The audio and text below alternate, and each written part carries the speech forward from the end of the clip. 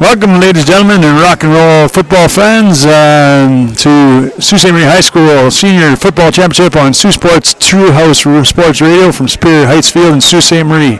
Tonight we feature the heavyweight tilt on Friday Night Lights between the St. Mary's Knights and the KORAH Colts. I'm joined here by Coach Ray Baswa. We're pleased to bring you this exciting action tonight. Coach, ready for kickoff? What are you going to lay down today for us? Well, Scotty, we got a couple of extremely veteran coaches.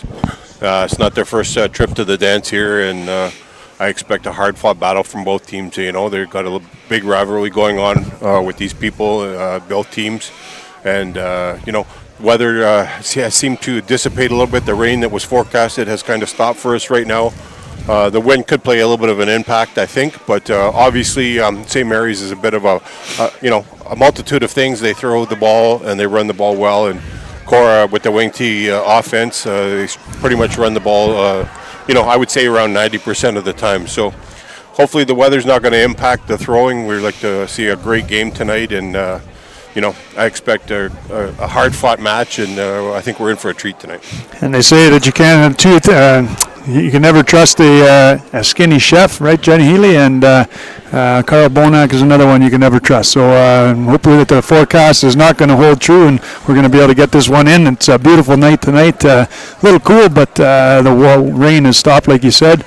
Lights are on, the energy's in the building, and good crowd here tonight. So looking forward to a great one. Did you see who's going to take the ball first here, Coach? I'm not, but just before we get rolling here, let's give a great shout out to the legendary Hall of Fame coach, Len Monaco, unable to be at the game tonight live. So Len, hope you're enjoying the game, and we'll keep you updated best we can. Hopefully you're having a good night tonight. And of course, Jimmy Monaco's wife, Christiane, driving 180 and a 60 to get here. Be safe and get here and cheering on your Knights here. Looking forward to a great tilt here. Looks like the St. Mary's Knights are going to be kicking off to the KORAH Colts. Of course, you're going to have number 25, Nathan Gazzetti, back to receive. The other deep back for the Colts looks to be Ethan Carkidi, number 51. So we're off in just a second here. Glad you could join us here on Saultsports.com and True House Radio. We're in for a great tilt here and big slugfest. Kick it off as underway in just a minute here. Yeah, nice to see KORAH's got Nathan Gazzetti back for the final. He missed last week's game, so I'm sure he's fresh, ready to go.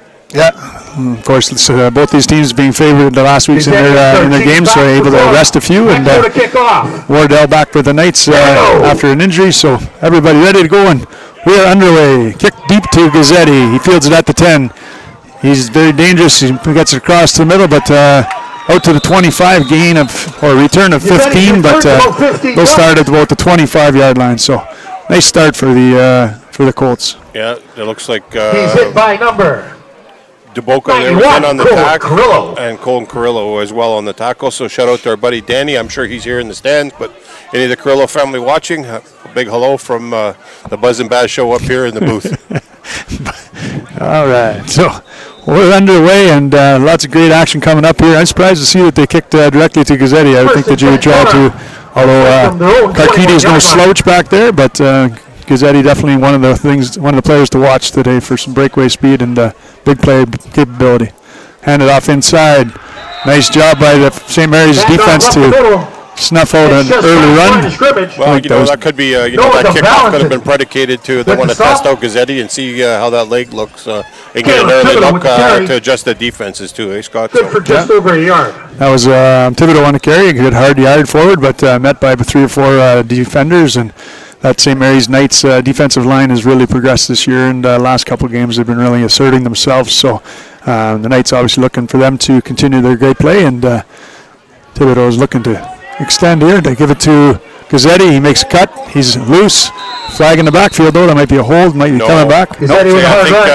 I think when I looked, they were completely set on there on the far side, and it looked like the player that was on the end of the line there stepped forward into the neutral zone. So I think this is going to come back for a procedure penalty. All right. So there's a call from the expert here in the booth here. Like I said, I'm Scott McPherson, joined by Coach Baswa, and we are excited to bring you this action. We've been fortunate and blessed to bring you all these games down the stretch, and glad you can join us here again, Coach. Yeah, you know what, Scotty? Thank you. It's been a true pleasure doing this with you this year, and maybe Sets we up second and can 13, come back to the 14. dance in a few weeks for the NASA game here. So Yeah, so as Coach mentioned, the NASA semifinal will go in North Bay next week with the winner of this game advancing to that. And hopefully the Sioux contingent, whether it be KORAH or St. Mary's, will return with a victory in the semifinal to host the Sudbury squad. So there's the ball handoff, and looks like Gazzetti again. He's cutting it back, and he's caught by Trudeau, but not before a gain of about 20 yards out to the 45. yeah, you know what, KORAH's put in a little bit of a wrinkle there in their offense. They're getting the part of the line set, and then the rest of them are breaking, so they're not giving away which side of the field they're breaking into. So that could have been something they caught on film that St. Mary's was exploiting in the last game that they played. So First and 10, KORAH from their own see how 45. that irons out now. Little quick break out of the snap in the huddle.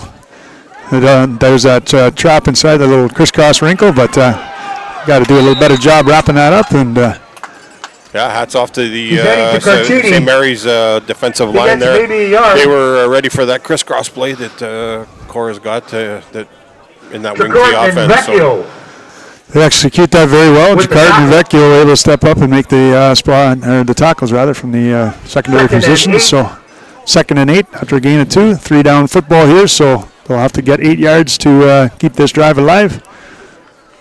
And again, everything very quick for the Colts. Martone hands off inside, stopped in They the go back to after a Thibodeau. couple of yards. That will be not enough for the first down. So Valentin first there. Valentin on the stop. for those watching from home, if you're not familiar with Sault Ste. Marie football in the junior division, as Yeah, you it's watched about last night, 97 Marcus it's a 4-down Colombo. football, and here that's more of the true Canadian up 3-down 35 football for in the the senior Colts. loop. So, interesting call coming here. Looks like KORAH's going to go for it on 3rd down. And we're going to see how this kind of goes about. All right, so a lot of great action here early. They hand it out to Gazzetti. He's stopped and at about the 51, and that's going to be a great stand by the St. Mary's defense. Trudeau and Marcus Palumbo making a big stop there for the Knights. So regardless, that'll be a turnover on downs. Yeah, you know what? A bit surprised on that one. Know Coach Anik pretty well, and he likes to a big field position person. But he just must have thought that they were on the better end there, that they had a good idea. And hats off to the St. Mary's defense. They were ready for everything on that one, and they made the big stop. And they're rewarded with being on the KORAH side of the field tonight. Absolutely. Great stop by the defense. And KORAH Colts defense will now take the field. And Matty Tucker is going to look to move the ball here on these Colts. No slouching on the defensive side of the ball in their own right. So looks like a little freeze play, trying to get him offside. Tucker takes a snap, shotgun, hands off. He holds on to it. He rolls out. He's looking like he got a man. He's got a guy. Looks like McPherson over the top. And a big pop by Karkidi on McPherson. Falls incomplete to the mat. Well, you know what? That ball was on the money. As And, the ball arrives, it was close, I think had that ball been thrown just a shade earlier, I think the young McPherson boy there, young lad, Scotty, he would have had that one in, but it was a little bit off time, and the two players ran into each other as the ball met. Carchidi with the hit that eventually Nice collision, nice pop by Karkidi closing on the receiver and able to knock it loose. Over it. So that'll bring up 2nd down and 10. Therefore, no So fumble. the Knights electing to pass first, and that's about their style as their aerial attack warrants with those great receivers back there. So, and there's a flag. Looks like it'll go against St. Mary's. Yeah, there's a procedure call for there. sure. So again, a couple of early mistakes, some nerves maybe for these young athletes, and Knights are going to move back about 5. 2nd and 15. Absolutely. There's this first quarter for the senior players, it's a feeling out process. They got those pregame nerves, and it's going to cause a few little ones like this. But I'm sure Coach Monaco wants them to dial this in and be prepared. And they can't let little small plays like that dictate the pace of the game. So 2nd and 15 coming up. Your Knights marching from the midfield, 55-yard line. Shotgun for Tucker. Seems just a little bit unsettled there, but there's number 8, takes a snap, looks to pass, he's got the screen, Open to Carter. He's got a block. Nice job moving the sticks. Gain about 7 on the play. Carter with the catch, he gets about 7 yards. And again, there's that screen that 85. they like to run out to Mitchell Carter. Commissar eventually with the tackle. Commissar with the stop, number 85. Dad Matt and Mom Stacy watching. So I'm tailgating in the parking lot, having a good old time, enjoying this Friday Commissar night at the game. helm. And congratulations to Mitchell, who was named a Six, cool. league Yeah. all-star, I believe. Yeah, hats off to all the kids that that Third showed and off 8 for the Knights. their skills, and looking forward to seeing them where they go further on. So. Perfect. So that becomes 3rd and 8, and Carter is back to kick. Nice snap. Good rush by 26. And Carter booms a big one. I don't think the wind had anything to do with that. That was just all leg, but looks like he falls on it in the end zone. Lucky Beautiful to punt by Nate get alive Carter. there, and that's a nice point for the St. Mary's Knights after squandering their opportunity on the drive, though. But You know, in our 1-0. pregame discussion, Scotty, I It'll be said the first wind and could 10 play Colts. a little bit factor, and you agreed that it could play a big factor in the game. You know, could get him an extra 10 yards, and you know what? He's got a strong leg already, so he doesn't need a lot of the extra help. But that one kid did carry it, got up in the wind, and you know, they surrendered the Rouge there. So it's 1 point, and they'll bring the ball out to the 35-yard line. So. and that ball was snapped by about the 48-yard line, so that's a 50-plus yard punt, and puts the Knights on the board. So we talked about earlier too, Coach. It might be a single point or a field goal that decides this, rather than the usual 7 points that these two teams are used to putting up time and time again. Lots of big scores this year, and 40, 50 points a game. As Gazzetti gets to the outside, and he's got the room, and he's going to be shot out of a cannon. It's going to be hard to catch. Vecchio chases him down, but is unable to track. 25. He's in the end zone for the touchdown. 75 yards to the house. You know that those are, you know, St. Mary's had those contained earlier on the early part of the series, and then he just, you know, blew through the line. He has got the elite speed, and those are something that you know, you just can't teach that elite speed. It doesn't matter how much time you put in. He just has another gear that everybody doesn't have. So. You know, great young man. I had the privilege of coaching him in grade 9 and grade 10, and you know, super parents as well. So Absolutely, and like you said, world-class speed there. He's just untouchable once he gets that outside. And last game, St. Mary's Knights were able to harness that in and limit him, because you're not going to stop him. 7-1. Point is up. Koski's good for the extra point. you know, we talked about that Rouge point that St. Mary's was able to get on their series, and you know, that could force somebody down the road to have to go for a 2-point conversion. You know, and we'll see what it shakes out, or you know, a potential safety down the road as well. So Yeah.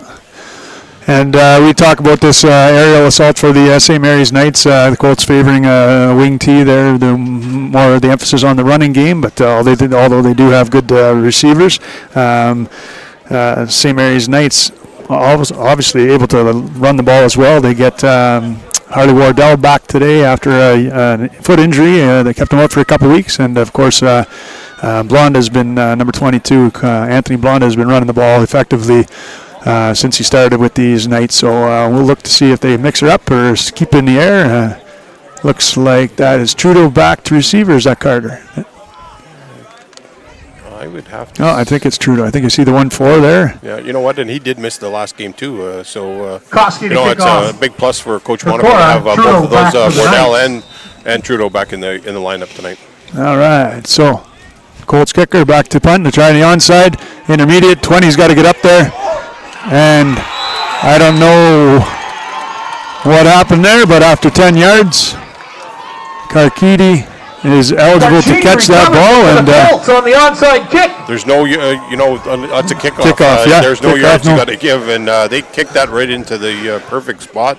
You know, we talked about the wind. The wind did hang that up, Scott. Yeah. So you know, that's something. You know, Coach Kalbick runs a lot of the special teams, and he's been a football mind in the Sioux, a great coach for a long time, and Yeah. I'll guarantee you that came out of his playbook. And when I was speaking about yards, I said I was speaking of the fact that it has to go 10 yards before the kicking team Right. can cover it and retain position or regain position. But it looked like number 20, Carton, he had a chance to beat on the ball, and he kind of let it drop, and maybe he wasn't aware of the rule. But anyway, here comes Gazzetti again. They're going to have to stop him and slow him down as he gets to the outside, and he's gone for more. Vecchio slowing him down. 11 Juma throws him out of bounds, but not before he gets inside the red zone. So.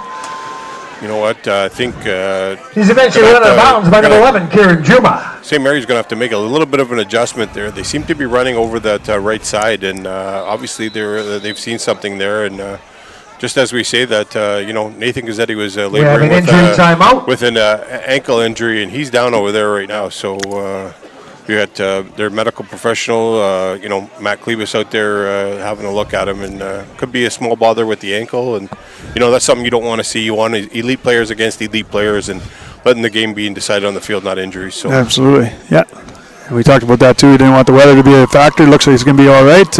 As Gazzetti springs to his feet and runs off a little gingerly, but I'm sure he's a tough customer. He'll be back. So,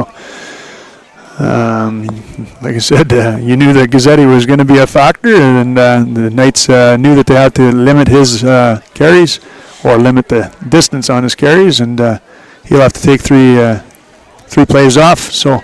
Yeah, he's an elite talent, but they have a plethora of running backs in that system that they run. So, Wesley Pomeroy and, a good Karkidi and a couple of the other ones. So, and obviously Thibodeau, the big back. And so they are all difference makers as well. So.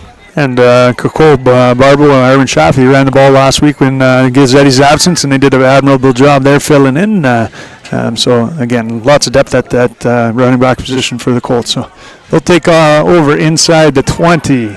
Karkidi gets the ball, 20, steps up, makes the first stop. Gang tackle by before. Karkidi gets the line, including Turboka and Noah DeValentin. A couple others. Noah DeValentin made his presence felt in the semifinal game, and he's off to a great start again this evening. Yeah, he's super pumped up. I talked to his dad in the parking lot, and he said that it was a tough week to focus at school because all you're thinking about is football and the big game. About a yard afterwards. Looks like he's ready to play, and as are all these athletes. They've been waiting all season for this. This is a rivalry that's been going on for years, and KORAH Colts have had the upper hand in the last little bit, and we'll have to let it all hang out on the field here. Thibodeau with the ball, looks like pick up a couple yards, but a late flag back of the in the linebacker core. Yeah, they look like a face mask. Scotty, referee Grev got the bird's eye view there, and Turboka and Colin Mead going to set them. They're going to give KORAH first on down. the play. And that's tough for the St. Mary's Knights as it moves the ball inside the 10-yard line. Face mask against offense. Against the offense. Wow. You don't usually see a face mask on the offense. Usually it's in a tackling action. That's a face masking penalty. That's a face mask against the Colts. That'll back them up, and that won't be an automatic first down. And that's one you don't see too often. So. I think that's our first one this year, Scotty. Yeah. I haven't seen that. I don't know what happened. Maybe one of the lead blockers was got his hands up in the face. So, you see that in the NFL offenses, hands to the face from, one of the guys that are having a set. So. Mm-hmm. But regardless, that's a big break for the St. Mary's Knights as backs the Colts up to the 28-yard line. So second and looks like 25. Looks like second and 23 for the Colts. 23 is the call from the booth here. As the handoff to Karkidi. Karkidi runs ahead, about 7 yards picking up. He's stopped and put a big stick by number 97, I think, Marcus Palumbo. You can feel that wind kicking up a little bit here. So now this is a decision. What do you do? Tackle by committee for the Knights. That they had a rouge earlier. So do you try and kick a rouge in here, and or do you go for a field goal? Well, with this win, we're looking at a snap from the 21. Add 7 for the set. That's a 28-yarder. That's good on most days for Mr. Koski, but looks like the wind's in his face a little bit, so we have to really nail it. But best consolation prize would be a rouge if you put it deep enough, right? And they're unable to get it out. So looks like Trudeau will have to get it out of the end zone if it's a miss on the field goal. But it looks like a punt. Field goal, Koski out. Oh, no, looks like they're setting up the punt, rather. So my plan's all been shot. So Koski back to punt. Here's the snap. Nice snap. That's not Koski. That's Nixon Blair with the punt. Trudeau's going to have to get it out of the end zone in order to prevent that point. I think there's a no yards penalty already, Scotty, so that's going to come out anyway. So corrals it in the end zone. He's met by a bunch of Colts. so hard for We them do have to a judge flag. when you're in the end zone and it's all blue. There's no lines, and you got to try and judge it. Yeah. Am I 5 yards? Am I 4 yards? So I think that's just going to come out, and it'll be definitely a no yards penalty. And you're just licking your chops to try and prevent that guy from coming out, so you're a little too eager and usually resulting in a no yards penalty, which I think is the case, as the coach had mentioned. So if they decline that, what happens? Bring it to There'll be no decline. They'll take the no yards penalty, and it's going to come out to the, I believe, the 30-yard line, depending on what variety it is. In the end zone, no opponent. The penalty gets applied from the 20. First down, red. So it's a 15-yard penalty Okay. for no yards. No yards and it on the comes out. Colts. So be St. Mary's ball at the 35. Gotcha. All right. So, ball's in. Matty Tucker's favorite throwing ball has been exchanged, and now the St. Mary's Knights will take the field from the 35. So a nice little starting position after the missed opportunity for the Colts to score. A lot of movement here. Yeah, definitely a matchup game here. Looks like a chess match going on. Who's covering who? So And it's handoff inside. There's Blonde to get the carry, and they're stopped right in the backfield. 21, Logan Anderson first on the stop. 35.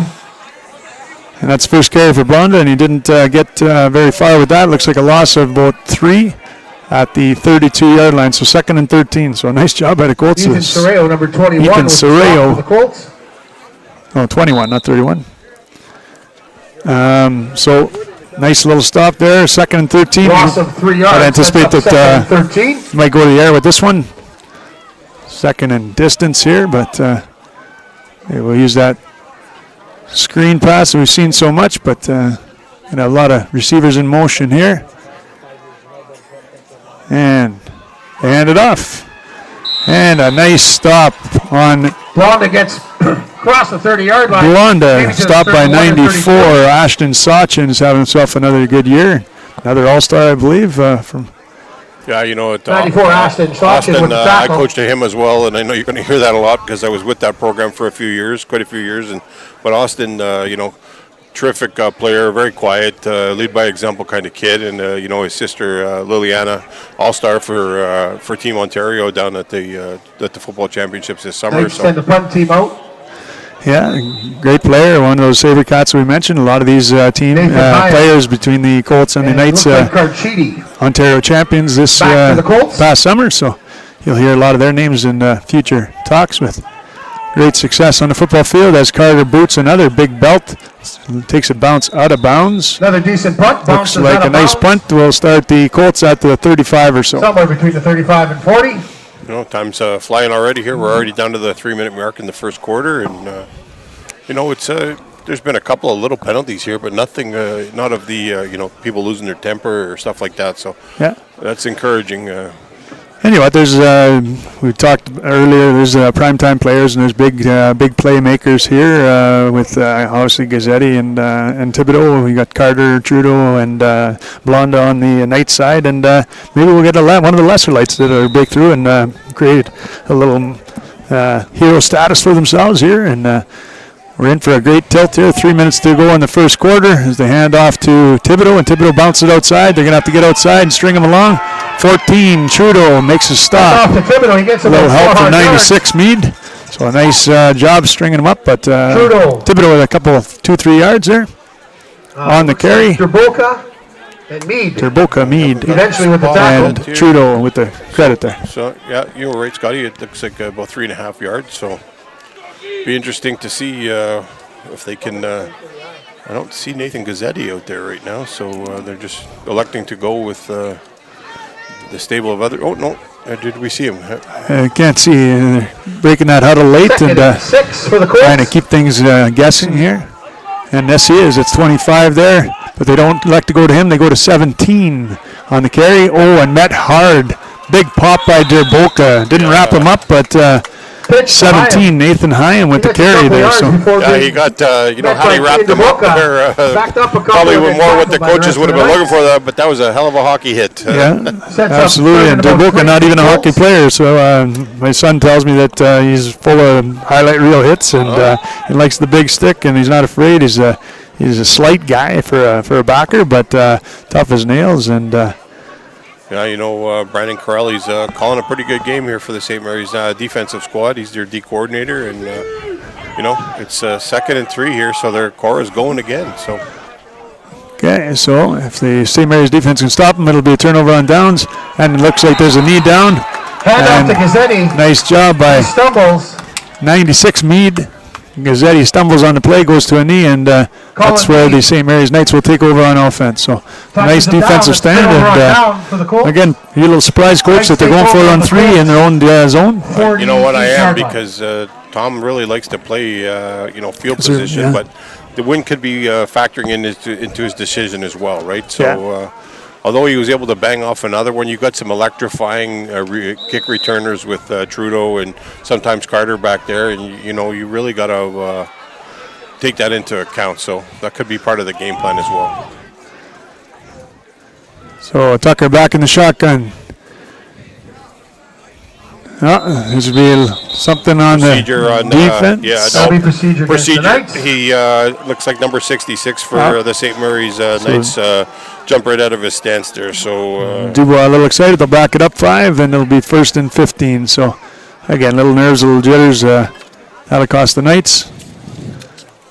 Yeah, those are the ones, that place called, the cadence is called in the huddle there, and those are the ones you don't want to give away. Yeah, absolutely, especially since the offensive line is the only, side of the line that knows when the ball is going to be snapped. And Tucker's got to do some magic here. Down 15, there's that screen again. There's to McPherson. He's got to need a blocker. He's got to go up the line. He's going to get enough to get 10 back, but still short. So that'll bring up 3rd and 5. McPherson out of bounds about the 38-yard line. Nice little run by McPherson, and flashing off a little bit Ty of Beaupre with the eventual knock. Wheelie speed. I can admit it. We're good. So great run for him, and Ty Beaupre, Johnny on the spot, was able to knock him out before he got to the first down. So. And being the amateur meteorologist that I am, you mentioned about the wind. I look across the field and see that the wind is swirling now. The wind was blowing just a minute ago to the north. Oh, and that's a big rush by 55 as he destroys 65. That'll be a penalty. Jack Metcalf on the blitz, and I'm surprised that isn't called as a penalty. Oh, I see a flag there now, so maybe they didn't catch it. It's going to be definitely going back. Trying to time that blitz up, and Coach Antonello and Coach Thompson over there running the defense. Obviously, trying to time it and get on the cadence. But I've noticed already that St. Mary's is not letting them predicate on that cadence, and they're changing their play calling up. So yeah, well, I imagine both these teams were busy tweaking the playbook this week and throwing some new wrinkles into it because they see a lot of each other and they see a lot of game film, and these coaches are all tacticians on how to make things better and fix what is broken. And Tucker will continue here from inside the 35. He's looking wide. He's got just outside the tips for McPherson, but looks like he had number 22 Carton on a fly, but he likes to go sidelines there, and Pomeroy defending on the play. Yeah, it's too bad Tucker overthrew him because McPherson was wide open over there, and he would have been trending towards a significant amount of yardage on first down to advance. So, and of course McPherson with that one hand on the ball, but we were going to call him Odell, but it didn't have quite the ring as OBJ. So 2nd and 10 from the 33-yard line. So Tucker back in the shotgun. Takes the snap. He's got lots of time. Pressure's coming. 85 comes on the rush. Able to throw to Trudeau. Trudeau's got the move. Oh, he makes a pretty man miss. And he rumbles in over to Tocone. And it's a sign for the touchdown. A beautiful run after the catch by Trudeau. Getting it in for the score. And that'll make it 7-7. Wow, you know what? I'd like to see the replay there. He gave the old bleeding eye fake, shake and bake, and the chicken was cooked there. He deked himself right down to the end zone. But it sure looked from our vantage point that he had the foot on the white. But you know what? The referees are down there. They got a lot better vantage point than we do a country mile away. So No coaches challenge here in the Sault Ste. Marie High School football loop, so that'll stand as a touchdown. Nice move by Trudeau, and he even ended up backing into the end zone, got spun around, and ended up stepping on the cone. As they try the quad overload onto the left side, they'll set it up for the single. Look to take an 8-7 lead here with no time left on the clock in the first quarter. A nice job by Carter, pounding it deep. And that wind, he put it halfway to the track. But all he needed was short 5. Well, I'm sure 8-7 Coach Monaco that's the end of the first quarter. Love to see that to close out the quarter. You know, a big Absolutely. touchdown to get on the board, and you know. And that was enabled by that offside that on the blitz. Metcalf just unable to hold on and blew up his man. Ladies and gentlemen, concessions are open, as always. Kept the drive alive for the Knights, and the Knights were able to bring it in on the trip, Come on down, on the it's pass sport. rather from Tucker Sault Ste. to Marie High School Trudeau, with Football Trudeau doing the rest Association. from the 15 on in. So, And the good people at Superior Heights. and we'd be remiss if we didn't mention happy birthday to Mr. Matty Tucker Jr. Asked what he wanted for his birthday, and he said he would like a trophy, and I couldn't buy that for him, so he's going to have to earn it on his own. So he's number 8's looking to call his number and make his mark on this game, and that'd be a great way to celebrate for his 17th birthday. So happy birthday, son. Big slice of the ship, eh? yeah. And Dad, he'll take care of the pizza. So 8-7 your score at the end of the first quarter. You're in for a great one. We've had some great action so far. Some electric running by Gazzetti, some nice pass and catch and run by Tucker to Trudeau. And here is going to be another big deep kick. Anticipating a deep one by Vecchio. The wind looks to be a little flat, a little bit at his back. And he drives a liner. Bounces on the 20, picked up nicely by Karkidi, 51 out to return. 22 able to bring him down at the 30. So that's Anthony Blonda on the stop on special teams. Karkidi with a great return. Beautiful little move to avoid at least one tackle. Gets clear out to the 30. So a nice little starting point for the Colts out to their 30. So brought down by number 22, Anthony Blonda. nice kick by Vecchio. Nice tackle by Blonda, and the Colts will take over with Eric Martone at the helm. Yeah, you know what? See what offensive coordinator Hankison's got ready to go here tonight, and I'm sure that he's a guru, and he puts a lot of time and effort into this playbook for KORAH, and he'll be calling a couple of good ones tonight, I would imagine. This is quite a unique little setup as they break the huddle. 3 down linemen, the rest of the line forms around Martone, and Martone gives it to Gazzetti. Gazzetti's getting outside again, gain of about 5 on the play, but They go to the Gazzetti. I guess you're happy with limiting Gazzetti to 5, but that contain that pushback to pressure's got to happen a little better for the St. Mary's Knights. Yeah, for they're sure. going to stop. But they keep getting 5 and 5 makes 10, and you can't be satisfied with giving up 5. So yeah. As Karkidi comes out, That his was good for replacement 5 yards, sets up comes second in, and 5 for and the Colts. 2nd and 5 is the call. And again, the defense for the St. Mary's Knights, they got to stay home because as soon as you get complacent and start focusing on Gazzetti, they'll give it to Thibodeau, and Gazzetti gets the ball again. That's a better stop by the Knights. Gain of about 1 on the play. yeah, you know what? Got to give credit to Brandon Corelli and that St. Mary's Landry defensive Carton. line. They're the making tackle, a difference. gain of a yard, sets up 3rd and 4. I'd really be shocked if Coach Ann is electing not to punt the ball here. They got the wind at their back. You got to take advantage of that. So. Not to mention the first 2 that they've tried and hasn't worked for them. So we'll see. That's, like you say, why he gets the big bucks, and we're up here in the cheap seats. Great seats at that, and looks like they do have Nixon Blair back Nixon there. Blair back to punt. And again, that we talk about the St. Mary's Knights defensive line, and at the beginning of the year, that was one of the question marks. They've made some shuffles and some changes. They put Grant Matheson back to linebacker, and they made some adjustments, and they've been playing some great ball lately. So hopefully that continues for the Knights.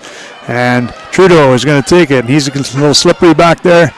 But the Colts, it looks like the ball's on the ground. We'll see where. Trudeau with the ball corrals it. I think it was out before he but he comes up with it. comes up Looks with like it it's on for 45 of the Knights. to retain possession there, and that's where they'll take over at the 46-yard line, looks like. Spencer Hedrick for the Colts with the tackle. And you hate to see that ball come loose, especially on a punt, and that can shift the momentum quickly. You know what? The field's still pretty wet. We had a lot of rain here the last couple of days, so they're putting that ball down to center it and snap it. It's going to get a little wet, and even when it hits the ground on a kick, it's going to bounce. So you got to be really sure you got two hands on the ball at all times. First and 10 Knights. So it looks like the Knights will be throwing the ball here unless they hand off to Blonda, which they do straight ahead, but a play blown dead right away usually means an offensive penalty. Down. Movement on the front line maybe, or legal motion. Yeah, I'm not sure. Referee Kahn threw that one out, so we'll see what the signal is from referee Edwards. Oh, and it's on KORAH. Oh. Offside against the Colts. That'll back them up 5. Lining up in the neutral zone, I think probably be a call on that. That'd be why they whistled down right away. Otherwise, St. Mary's would have gotten a free play. But regardless, a free 5, says the referee, and it'll be 1st and 5 from the 51-yard line. Tucker takes a bad snap, throws it out. There's that hitch or the screen to Carter. Carter's got a little bit of room, enough for the first down, out to the 52 of the Colts. And there's a flag late for the indication and maybe for the first down. It's first down yardage. Well, referee Fitzpatrick, we do have a flag on the play. He was the one throwing him last night. His arm's going to get sore. He's got a couple more out again tonight. Maybe he's gone southpaw today, but maybe he's seeing something that we're not seeing up here, obviously. So let's hope it's not on the celebration for the first down. And if it is, then these Knights are going to have to rein it in when they. Actually, you know what? My bad. That is not Fitzpatrick. That is referee Chow. So no stranger to throwing flags myself. So we'll see what the call is. Fitzy, I apologize. It was not you. You must have the night off, and they got Chow out here, and it's going to go. Looks like against the KORAH Colts. The way referee Grev is lined up here. So, no, Fitzy is out there. He was hiding in between the group. So I'm not apologizing. It wasn't.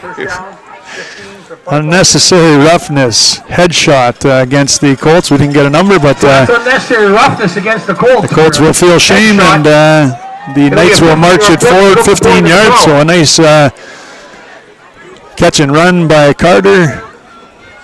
We'll bring that up to the 39-yard line. Looks like the Knights are ready, and none of the officials are. So they'll scramble to get set, and Tucker with one in the backfield.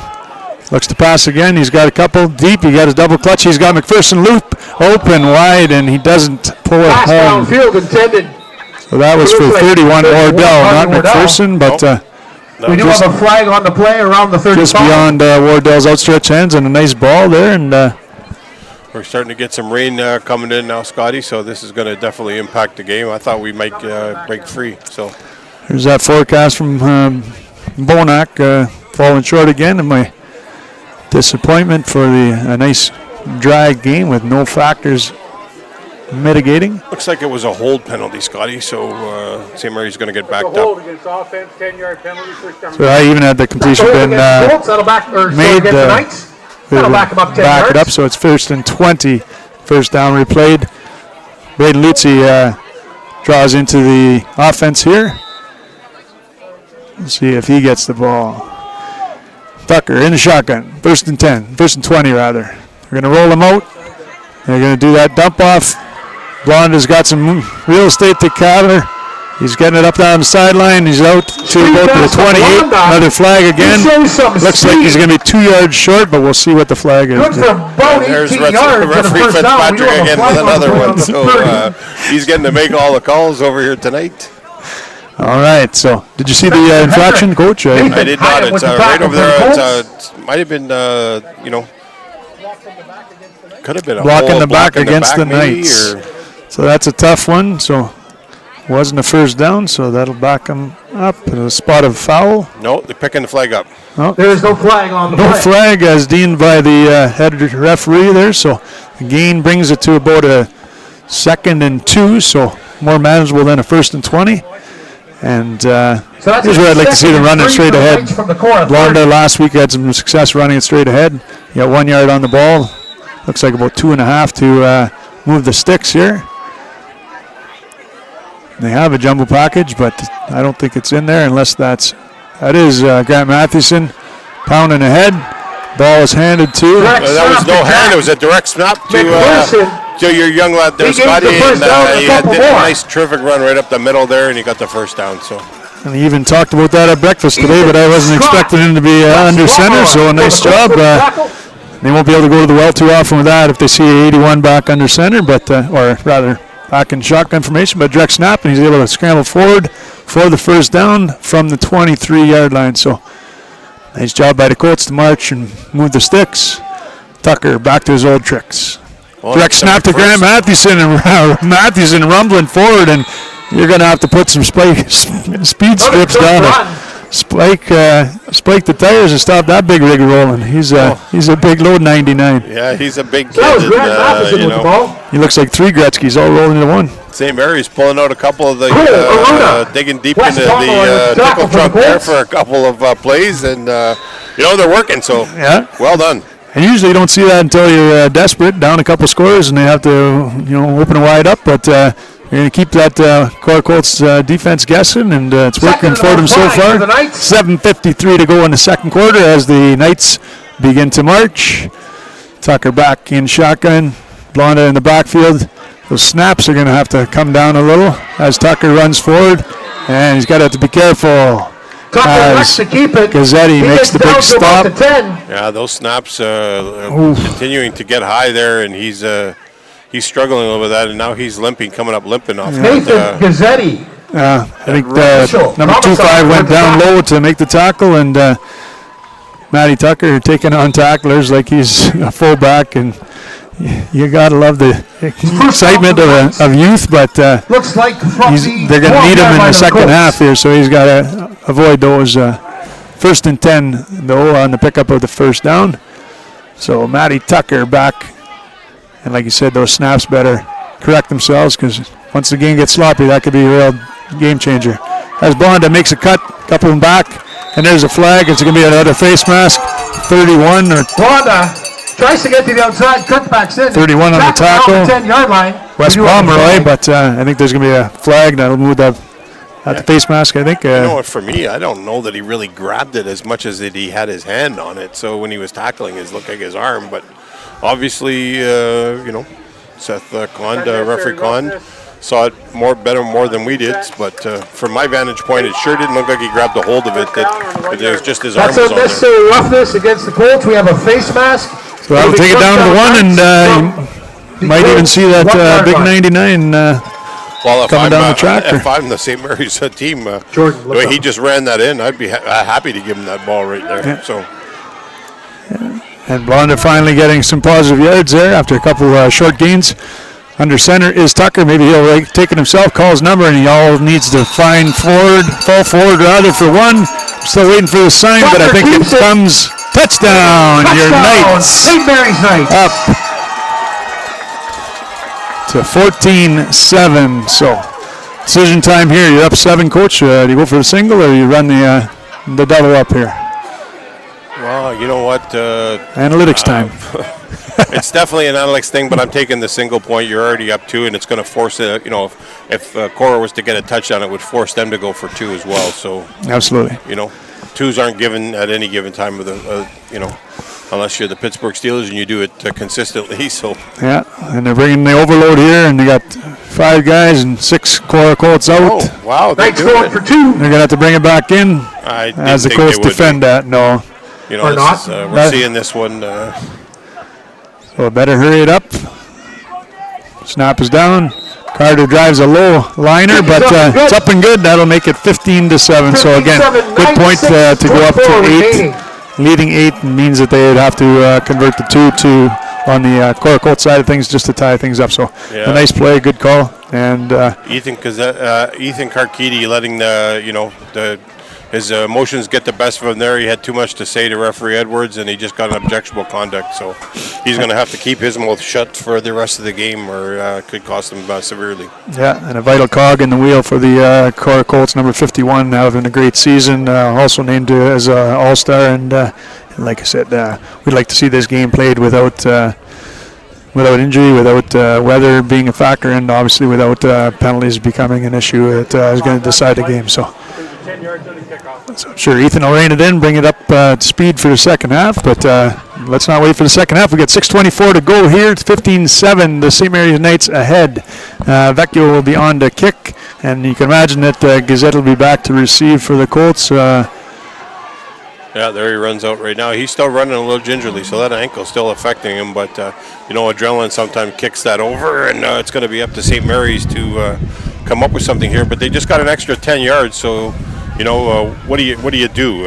Do you, kick it deep, or do you, try something and change the tides here? Because there's still 6 minutes to go in the second quarter right now, and yeah, and it depends what your punt or your kick returners. These guys are speed guys, especially Gazzetti, who has a chance to break it. So maybe you kick it away from him, or maybe you drive a line, squib, low liner, so that he doesn't get a chance to set camp under it. And we'll wait and see. As it looks like number 40 is going to hold that ball, as it appears to be blowing in the wind. But looks like we're set here, and Vecchio drives that liner to Carchidi. Carchidi looking to make amends as the reverse comes, and there's Gazzetti. Hopefully they'll be able to shut it down. There's Knights looking down the line. Gazzetti runs it back out to the 30, still on his feet to the 37. So nice little play drawn up there. Fields it, hands it off to Gazzetti, and he like I takes mentioned off. earlier, Paul Colbeck's been around We're football almost here to the 40 before he I was having a tackled. conversation over 40 years. He's been involved in Cullen local Lee football, and with the stop, possibly touchdown, saving tackle. That's a pretty good call there to have that reverse set up, and they built a little bit of a wall on that far side, and Gazzetti was one tackle from breaking that free for a touchdown.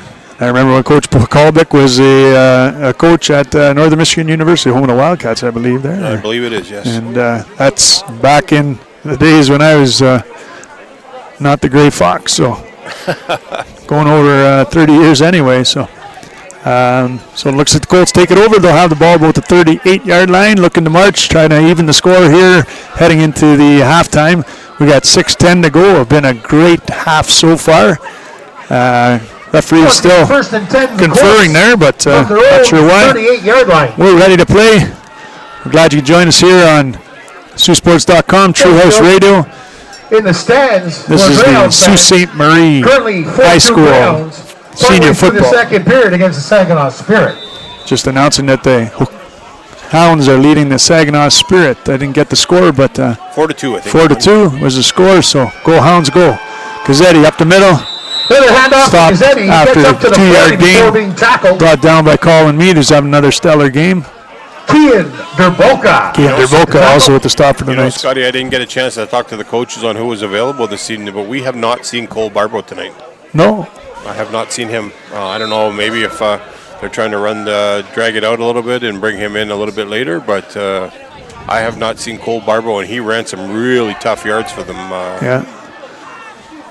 Martone hands off to Gazzetti again. Gazzetti in his favorite spot, looking to break something, but the Knights having none of it. Gain of about 5-6 on the play, which is a nice little scamper, but brings up third down. We'll see if they go for it again on third down.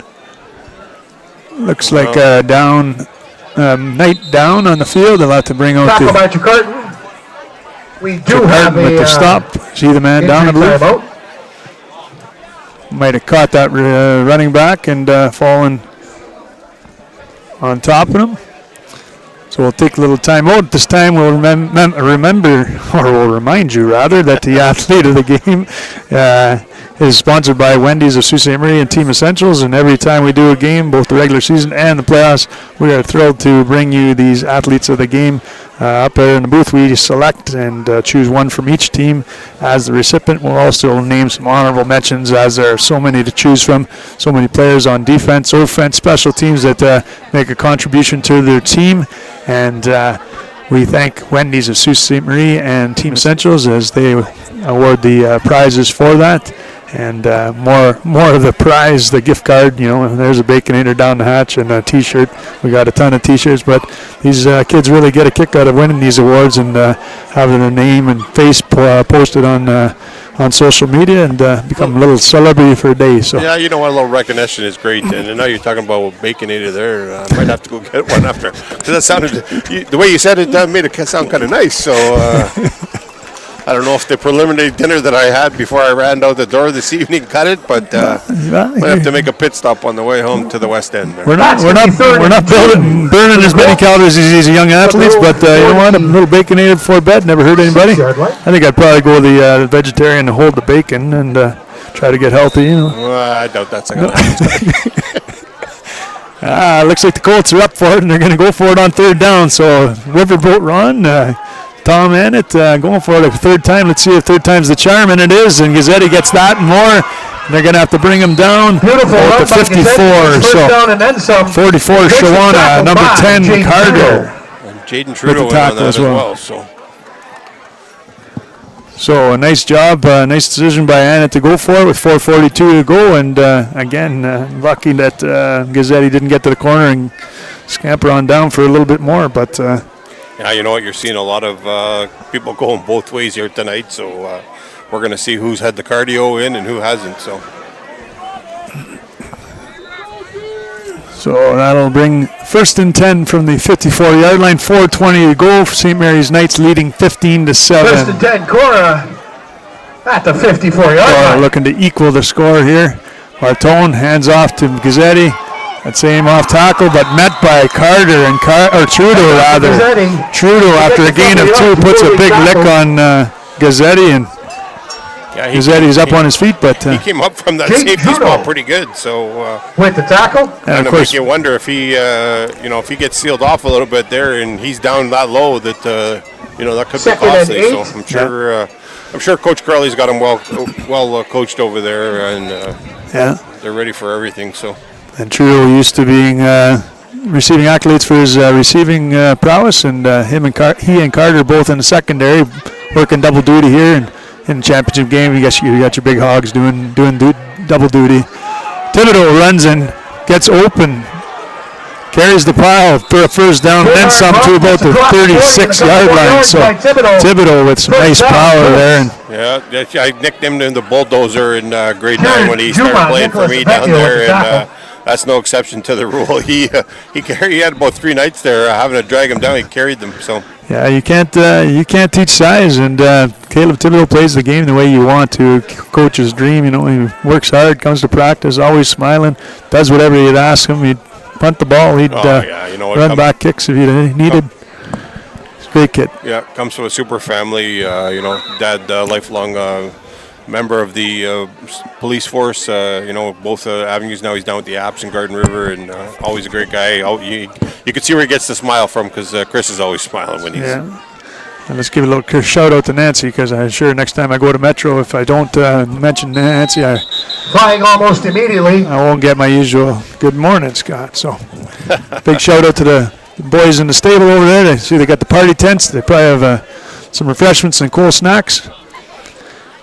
Yeah, the Superior Drive must have a full house over there tonight. Cars must be parked right down the street. So it looks like Lambeau Field. People charging for parking on the grass, and looks like the party is in effect. The tailgate's going on, and hopefully for the gang in the stable, the Colts are able to pull this one out. Continue this celebration into the night here. What was the penalty there, Coach? Something to do with the procedure, I believe. Okay, so it's backed up 5 by the stick. Five-yard penalty, so just a hold to be 10. So just a 5. So first and 15 is called. 2:46 to go. Martone under center, hands off to Gazzetti. Gazzetti running his normal speed. Gazzetti gets full throttle. But nice stop by the defense for St. Mary's. Gain of about 7, so that'll bring up a second and 8. Grant Matthews in with another big stop on defense. 97, Marcus Palumbo. 97. And they're making his name tonight. That's a few times we've called his name. So yeah, absolutely. Having himself a game. I keep listening to Coach Pumbaco there and calling the shots and leading me down the garden path. But that was Palumbo. Looks like a timeout. Going to be called by the St. Mary's Knights. So yeah, obviously defense coordinator Corelli saw something there that he didn't like. So they want to go into the half up a score, so obviously you can't take those timeouts with you, 2 per half, so they're going to call one here and maybe make a stop here and get a chance to get the ball back and maybe extend that lead, but they certainly don't want the Colts to march down and tie this game going in at half. Well, we predicted it. We said it was going to be we thought it would be a much more high-scoring affair, but we predicted a big slugfest with punch and counter-punch with these 2 heavyweight favorites. Clearly the class of the league, back and forth, through the year. Had a draw during the season. KORAH winning the first game, and I believe the total there was 36-7 or something. And then in the second game, the Knights handling the Colts 47-14. So it's been a lot of back and forth. Coach Tom Annett said he'd have his team ready, and he looks like he does.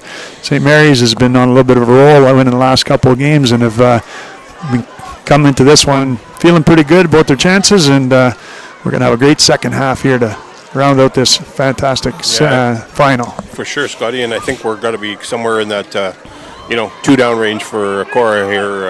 If they don't get it on this one, they're down far enough in the end zone, on this side of the field, that they're going to try and go for 2 if they don't get it here. Absolutely. Well, it looks like that drop inside. Karkidi runs for a bunch. Does he have enough for the spot for the touchdown? We'll see. He's awful close. He's really close. Derboka and Juma again. Patented crisscross play that KORAH runs. So there's that crisscross that we talked about, and it runs so well. And so they're having a discussion how close it is here. So referee Edwards is indicating first down. So that's a first down for the Colts. We got first down here right around the 26-yard line, Scott. So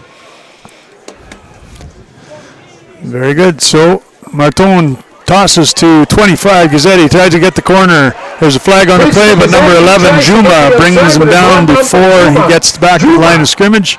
It looks like that's going to be a flag against St. Mary's. I'd have to say, we do have a flag on the play. Hazelton threw that one almost 15 yards. He got a good arm on him there. All right, I won't be raking his leaves tomorrow, but yeah, and that sounds like a him problem, not an us problem. Hold on offense, so it's going to go against the Colts. My mistake. I thought it was a. Well, there was 2 flags on the play. Hazelton threw one, and so did Seth Cond here on our side of the field. So okay, so back 10 for the hold, and that'll put KORAH Colts in a difficult situation with 2:16 to go. They'll replay the down, and that'll be second, I believe.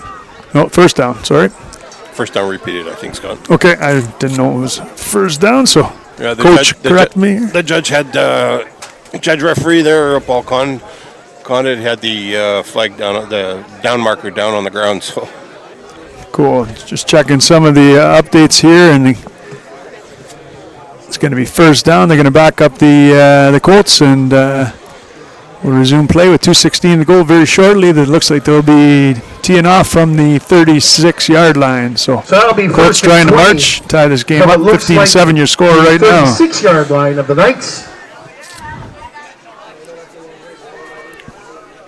So another update, we mentioned that the Hounds are leading in their game in the OHL today, and some of the St. Mary's teams, the girls basketball, the seniors winning their first 2 games, the juniors also winning 2 against 2 Thunder Bay teams, and looking to move on to the semis tomorrow. So congratulations to the Lady Knights, juniors and seniors, both 2-0 at the Timmins Fay Invitational to this weekend. So well, looks like good luck to them. Young Jack Metcalf didn't come out of his stance a little early there on that, so it's going to back. Oh wow! He must have jumped after the St. Mary's guy jumped. We didn't get to see that over here. So well, this game is full of surprises. Just when we settle in, we think. 5-yard advantage for offense. So what happened there was just correct everything. There was procedure on Jack Metcalf, but objectionable conduct on sportsmanlike on St. Mary's, and so the net difference is 5 yards. So it's going to go 5 yards the other way. So. And it's a net 5-yard gain, I believe, for the Colts. 1st and 15. So 1st and 15 is the play after all the infractions are sorted out here, and 2:15 to play. Ball's handled to Gazzetti. They can't give him that corner. 20 will have to bring him down. Chicarton is able to grab his shoelaces, and he go down. Gets back to almost the original line of scrimmage before. Lucky to do that. Chicarton was a nice stop, or Gazzetti would have been gone. There's another hold on the other side there. Referee Grubbs indicated a hold against St. Mary's, it looks like. So this is going to push them even further. This might actually get them close to a first down here, Scott. So yeah, a tough break for the Knights late in the second quarter as the Colts continue to march, aided by penalties. And we mentioned that the penalties might become a factor in the game. So been pretty even so far, back and forth with the offsides and the league of motions and objectionable conducts. But those both two teams are going to have to shore that up going into the second half here. Yeah, you know what? I'm really happy to see that. The last game we had with St. Mary's, some of them got some, got a little too excited with the referees, and we've only seen one of those penalties tonight. So, it's great to see them letting their play decide the outcome, not their mouths. So. Yeah, absolutely. It's an emotional game and a violent sport, but you got to play between the whistles and lay it out on the turf here. Gazzetti takes it inside. St. Mary's Knights stopping that one up. Gazzetti trying to go up the middle. 1st and 5, and looks like maybe gained a 1 on the play, but it'll bring up 2nd and 4 or 5 yards spent on spot. With the stop. He was right in there like a dirty shirt making things go. So. Yeah. So number 4 able to make a stop. We called his name quite a few times, and he's peaking at the right time. And St. Mary's City final. Martone under center, hands off to Thibodeau. The big rig down the middle, but nice stop by Grant Mathewson. He's hit by Grant Mathewson. Able to get out and make the stop, but a gain of 2 or 3 might bring up a field goal option. But I think Coach Annan's been going for it on 3rd down, so it's 3rd and short here. We'll see where the spot. He's got a decision to make with 1:41 to go. I don't even think there's a decision here. He's going 100%, Scott. They need 3 yards, and he's counting on his line to, they're always their moniker, the chain gang, and he's counting on the chain gang to make a difference here. So. Yeah, and I was playing devil's advocate there, but I fully support that. Ethan Novello, Spencer Hedrick up front, looking for a big push here. Looks like Martone's going to keep it. He's going to try and draw them offside. A hard count. Hand it to Gazzetti. And a stop by St. Mary's. They're going to have to get out the outside before it gets out of bounds. And that's a stop by the St. Mary's Knights. Got turned around by the first defender. Duboka looks like he pushed him out of bounds. Nicholas Vecchio helping out with the tackle and forcing Gazzetti out of bounds for the turnover on down. So that's a big play. Yeah, you know what? Stellar defense there from the St. Mary's Knights. And, Gazzetti got spun around, and he almost made that corner. But credit to the St. Mary's defender. In place and forced him to get out of bounds, a couple yards before the first down. But, we got a minute 22 left here, Scott, and there's still some timeouts left on both sides, I think, based on what we've kept track of. And this is far from being a close of the first half. Absolutely not. And if you're St. Mary's, you take it conservatively, or you try to stretch the field and gain 85 so yards to get to pay dirt here. So it's a decision time for Tucker and crew. As he brings it down, he's going to have to run. He's going to look for a blocker. Oh, that's a tough hit for Tucker. 25. Gains enough. Maybe not for the first down, but gain of about 6-7 yards brings up 2nd and 3. He's taken a couple of hard shots tonight, so 6 yards. He's being fearless competitor. A little chip off the block over there. That known for the same playing style as well, so never afraid of contact. But you got to watch that. You never get that arm hit, and then you can't throw the ball. But like you said, he's a gamer and he wants it, and there's no tomorrow for these guys. Obviously, the winner is going to look ahead to Anasa, but this is for all the marbles. This is the rivalry that they're building on. Even though a lot of these guys were teammates with the SaberCats, they certainly have put all that love aside, and they want the city championship pretty hard. Yeah, can't blame them for wanting to win. So, you know what? We're going to have to see what Coach O.C. Caruso has dialed up here. It's important first down. If they can make the first down, they might be able to chew the rest of the clock up and get in the halftime with an 8-point lead. But if they don't, it's going to put them in a predicament. Do they kick it or do they, try and let the time run down? So. Yeah, and that's the challenge here, is deciding whether you have enough faith in your offense to move it or if you're going to kick it away. And I think if you don't get it here on second down, I think you're punting that away if you're the Knights. But we'll wait and see what, like you said, they have in store. Yeah. Colts looking to stop.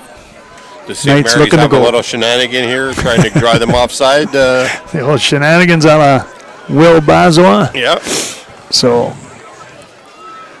I think we'll see Tucker going to the air here, although Blond is out of the backfield. Looks like Harley Wardell. He's got some speed, so he may be able to There was the freeze call get that I rolling. called. So. Yeah. Tucker with the snap. Drops back to pass, and he's got the man out hitch wide. And tough ball to catch for Chikardin. Got one hand on it. Not enough. And we'll see the punting game come up.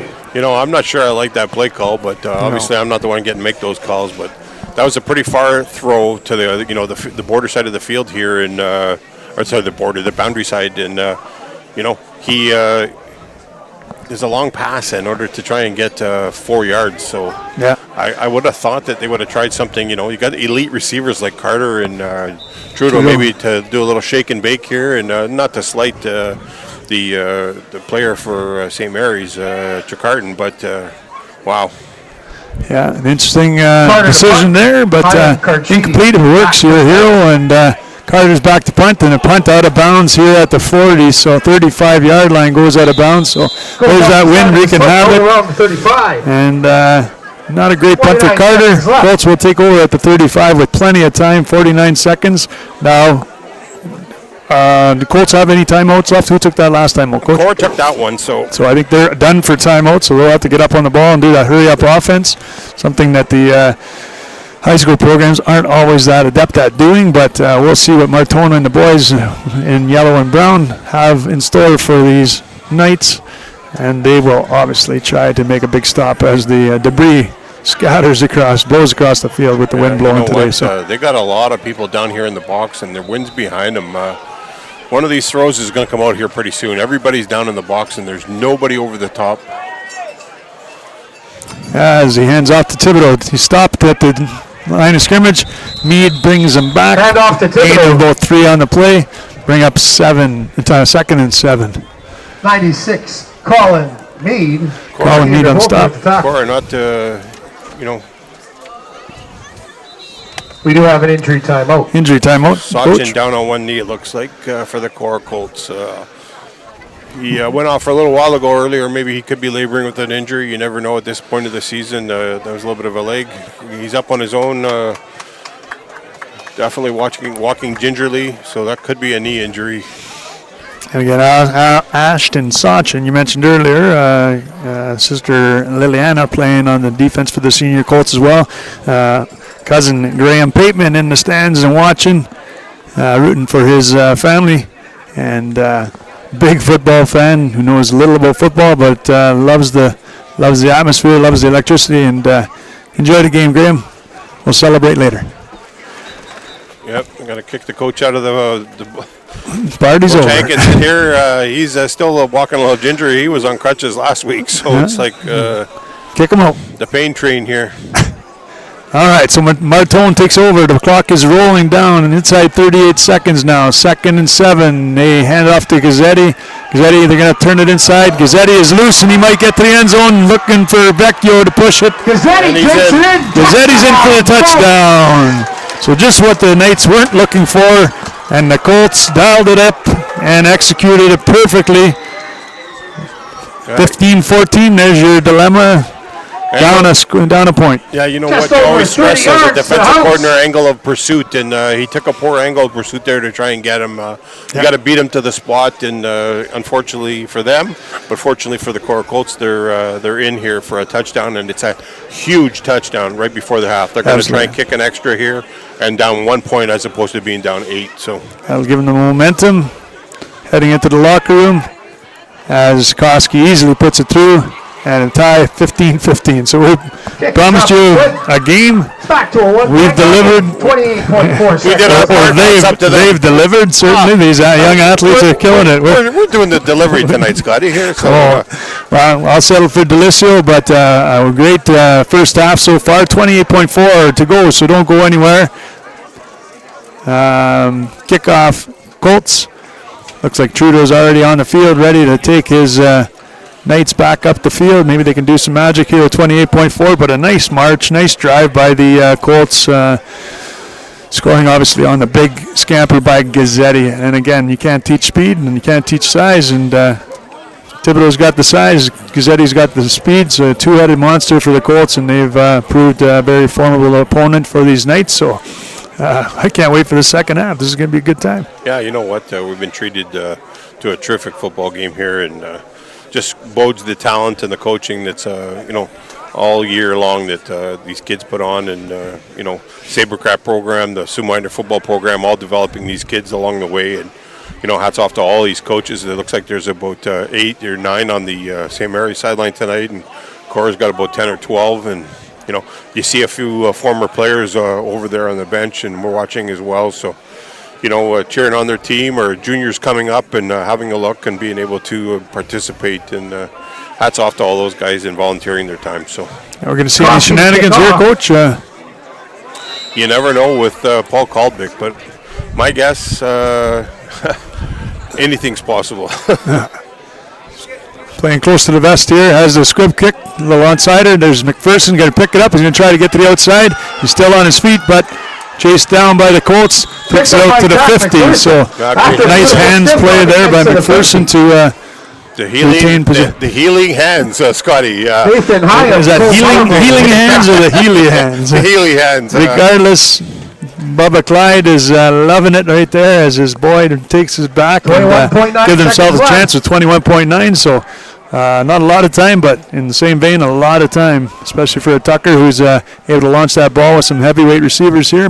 I think at the midfield line, I said you got 2 chances to go deep here. You don't want to give up the pick 6 and a return for a touchdown, but let's see what the Knights have in store. A little something up the sleeve here. So Tucker. They've isolated Trudeau over here on our side. Usually him and Carter been on the same side, so we're going to see. I don't think you want to go single coverage with Trudeau as they got to fly, and he's got to get over there to it. There's that pick 6. A nice punt by the St. Mary's Knights. Number 6, Cole Aruda, having himself a day. Yeah, he's having a whale of a game already. He's been covering that, and Tucker's throwing that ball into the wind. And I said earlier that wind's going to make a difference. And if he had the arm strength to get it, Trudeau would have been gone. There was nobody in front of him, but definitely had him beat. But the ball gets up in the air, and the wind brought it back to earth a little bit. So yeah, as soon as I seen that isolation, him out there by himself, I knew where they were going with the ball. So and Matty didn't even look off. He was zoned in on Trudeau because that was his primary, and he didn't stray. Threw it up and threw a nice ball, and it was a tight spiral. But like I said, you can see the flags blowing it back, and that kind of died in midair, and Aruda made a nice break on it to pick it off. So 16 seconds, I think you're Tom Annett, you're happy to go down, take a knee, and but I'm not Tom Annett, and Gazzetti is not Coach Bazois. No, you can. Gazzetti gets to both the time 25. Nathan Gazzetti with a quick stopwatch, and you can time me with a sundial, Scotty. So. Absolutely. So a nice little gain. Nice stop. Gain of 4. Ethan Aruda and Chicarton on the stop after a gain of 4 by Gazzetti, and that with 9.9 seconds. Maybe did they throw it to the air? Not a chance. Well, you know what? You might be able to catch them off guard, but I don't know. I really don't see that happening. But no, it looks like they're all in the box, and they might take a knee, and I'd be happy if I'm the KORAH Colts to take it in. You got the momentum from that last touchdown, and there's the half. KORAH takes it easy, and with the KORAH Colts leading 15-14. You got a great final here. Thanks for joining us on Saultsports.com. We're going to take a 10-minute break, and we'll be back for the second half. See you then. 15-14 at half. We'd like to remind everyone, concessions are open. Ladies and gentlemen, at halftime, we're going to play a special song for 2 special fathers and a nephew who are up in heaven, who have great interest in this game and are watching this game. If you know, you know.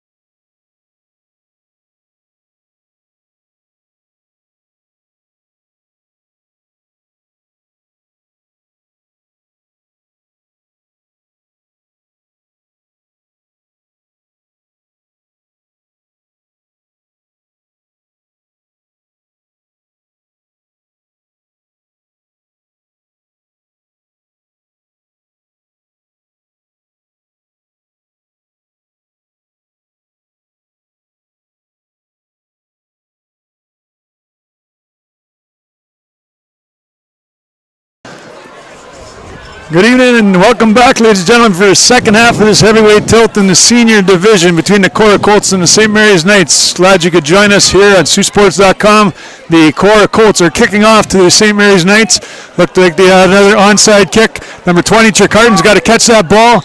Nice job by onside kick. 31, Harley Wardell to hit the deck with the ball intact there. And again, the St. Mary's Knights seem to be caught with their pants down when it comes to those onside kicks. That's a different style of what we've been used to all year, and taking advantage of the wind and just it's making a little chip shot. And, can't say enough about Paul Caldbeck as a coach. And definitely that's something, I would expect from him, but no slight to potentially even Coach Ann and having that ready for them. But St. Mary's Knights look like they need to be a little more ready for that. I'm sure they're going to see it again if they have another kickoff opportunity. As Tucker's back, start the third quarter here. Hands off to Blonde. The Blonde's take it straight up. He's looking to the corner. He's got an angle. He's going back inside. Blonde shows out with a gain of about 18 past the 50 into the KORAH Colts territory. So that's the first big run we've seen from Blonda all night. I don't know where this is. What they've been waiting to do this, or I think you go right back to it too. He's a hard runner. And I think had he not cut it back in, he might have got to the outside. I was wondering why he cut it back in. I'm kind of shocked, but a little bit relative could be a little bit relative inexperience there. Yeah, absolutely. His first year of football, he's showing some great chops for. Having just started here, first year in senior football. As McPherson goes in motion, hands off again to Blonda, so they're listening to me. He's going to get outside and he needs a block. And he's able to make it to corner and gains that first down. Nice to get out of bounds, avoiding a big hit. Steps out right at the marker, so they'll move that sticks. Turns it upfield and gets the first down. And I don't think he go back to Blonda now. He's probably Tucker after two big carries, but nice. He shouldn't be too tired. They didn't give him the ball in the first half, so well, there he goes. It comes out, and Harley Wardell comes in. Wardell, another speed back, first year playing football, so you just hate to see what these kids could have been had they played all the way from junior. And some nice additions for the St. Mary's Knights. Complement the running game. Filling out the roster with a beautiful set of receivers here. Tucker, first down from the 32-yard line, we'll call it. And it looks like a violation of time here. Time clock is going to be too long on the Knights. That'll back up 5. Too long. I think that wind's changed a little bit of direction, Scotty. We're getting a little bit of a swirl here now. Looking at the flags look like they changed over there on Superior Drive, and I was wondering why St. Mary's took this side of the field, but maybe they saw something that I didn't. And that's one of those games within the game. You look at the forecast, you look at the meteorology for the next hour, and like you said, the wind seems to be blowing south here, and the big drapeau is billowing. So this might help the Tucker on the throws. He throws to Carter, complete. Not much of a gain there, and then well defended by number 55, Jack Metcalf. It's back basically to the original line of scrimmage. Mitchell Commissar on the stop as well. So tackle by Mitchell Commissar. Just barely back to, it looks like a loss of 1 on the play, so that'll be 2nd and 16. So a nicely executed catch, but not able to get any run after the catch with the pursuit of the Colts. So 2nd and 16 coming up. Blonda back in. I got to think that, OC Caruso over there has got to get these plays in a little quicker. He's having to make the St. Mary's offense rush getting set up here. So. All right, Carter with the snap. He's looking to pass. He's got a man. Over the top. He's wide open, and Harley Wardell makes a nice catch, and he could be in for the touchdown. A nice catch by 31. I think he was a little surprised to see it in his breadbasket, and a nice stretch. It looked like it was a little overthrown. Made a nice adjustment, and Wardell in for the big score. So. You know what? Nobody. He came out of the backfield there, and nobody covered him whatsoever. He just ran down the field untouched. So hats off to OC Caruso there with that play call.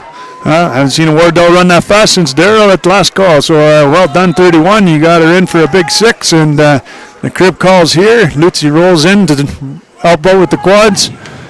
Looks like they're going to have to run it back in. They might have another time count violation here. 9:34 to go. 21-14. Let's try the extra point. Tucker down, card it up. Kick is up and good, 22-14. Point is great for the 22-14 lead, and again, if you're the Colts, if you're the Knights, you're loving that drive. If you're and Coach Monaco, you got to love that they just went down and scored right out of the half. That's a momentum swing, and now it's up to KORAH to match the intensity and come back down the field. You can't ask for a better start than that for a second half. A minute, 2 minutes, 30 seconds in, and you go march the ball down the field and score. Wow! And that could have been a very different turn if they hadn't received that or recovered that onside kick. That was a nice play by KORAH. Looks like the Colts will receive, and the Knights will be kicking it away. It looks like probably be Vecchio with the windows back, so maybe he'll be able to pound one deep. But the Colts will probably have Gazzetti back to return that. Karkidi's been sharing the duties back there, and better stay at home. They might try that reverse again. Had some pretty good luck with that last time. Karkidi tossing to Gazzetti, and Gazzetti for a big scamper. So yeah, for sure. Obviously, that second half, we're going to have to keep an eye on that number 25. He's had tons of yards, 2 touchdowns in the first half, so that's going to be job number 1 for the Knights to shut him down. Yeah, it should be interesting to see what offensive coordinator Hankison's got going on. So it looks like they're going to be set up in the I return here, but they're going to try to disguise which side each of them is going. If I'm the Knights, I think I'm kicking away from Gazzetti into the corner. Karkidi fields it about the 14-yard line. He's got a little seam there. He's going to try to look upfield. Still on his feet. Pounded forward. Takes the ball up inside the 10. It's clear out past the 25. Out to the 24, I think. Number 96, is that Liam Ouellette with the tackle. Liam Ouellette with help there.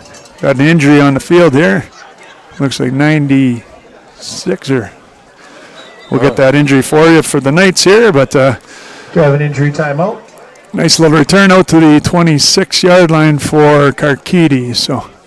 I can't get the number. He's turned sideways for us, but one of the Knights down. Trainer's tending to him. And if you were here at the half, you heard a nice little tribute. They played the Boys of Falls song in honor of a couple heavenly dads here who were watching over Ben Pascuzzi, watching his son Matteo. Ben passed away a couple of years ago from cancer. And Carlos Arruda with 2 boys, one for St. Mary's, one for KORAH, playing tonight. And Carlos unfortunately passed away several years ago. A good friend to all and a big fan of football, and they are watching down. Carlos, of course, also the uncle to Matthew Wheaton, who is a KORAH alumni who passed away a couple of years ago when we had Matt. St. Mary's alumni. Oh, he's St. Mary's. Sorry, my apologies. St. Mary's alumni, and he's had a memorial tournament in his name for the last couple of years. A great event, and big shout out to Tricia Ruda, Carlos' wife, who had surgery today, and hopefully on the mend and enjoying the game, cheering for both teams. As number 1 breaks through, Thibodeau might go a long way out to the 50. A beautiful start for Thibodeau. Rumbling, at least 25 yards. Just to go back a little bit there on the injury, Scotty, that was Colin Mead that went off hurt, and he was able to walk off on his own power. So for those watching at home, Mead looks like he's no worse for the wear and should be back out shortly. And sometimes you just get the wind knocked out of you or something, a little stinger, and Mead, they definitely need him on defense. Martone under center. Going to hand off on the around for Gazzetti. Nice stop by. He's taken down by Jaden Trudeau. Jaden Trudeau, 99. Graham Matheson also in on the stop. More like Graham Matheson than it was Jaden Trudeau, I'll tell you that much. Because Jaden Trudeau's on this side of the field, so 100% not Jaden Trudeau. So Trudeau having himself a game, but over there might need to clean those glasses off a little bit. And maybe it's raining on that side of the boot. Get a little foggy up there, but nice stop by Matheson there from the linebacker spot. So 2nd and 11 after a loss of 1 on the play. They do a swing out left, but Thibodeau again rumbling. There's a flag. Looks like it might be a hold. Tackled by number 91. What a good hard run by Thibodeau, but we do have a flag on the play. Flag was post first down, so we're going to see what the deal is on the flag. Eventually tackled by number 91, Carrillo with the stop there. So the flag is the one against KORAH, you think? after the first down. I'm not sure, but that was definitely post first down when he threw that flag. So It looks like Derboka's a little worse for wear here on the short side for St. Mary's here, but one tough customer. He'll try to stick it out. And we'll wait for the call from the referee. Block in the rear. It's offense before the first down.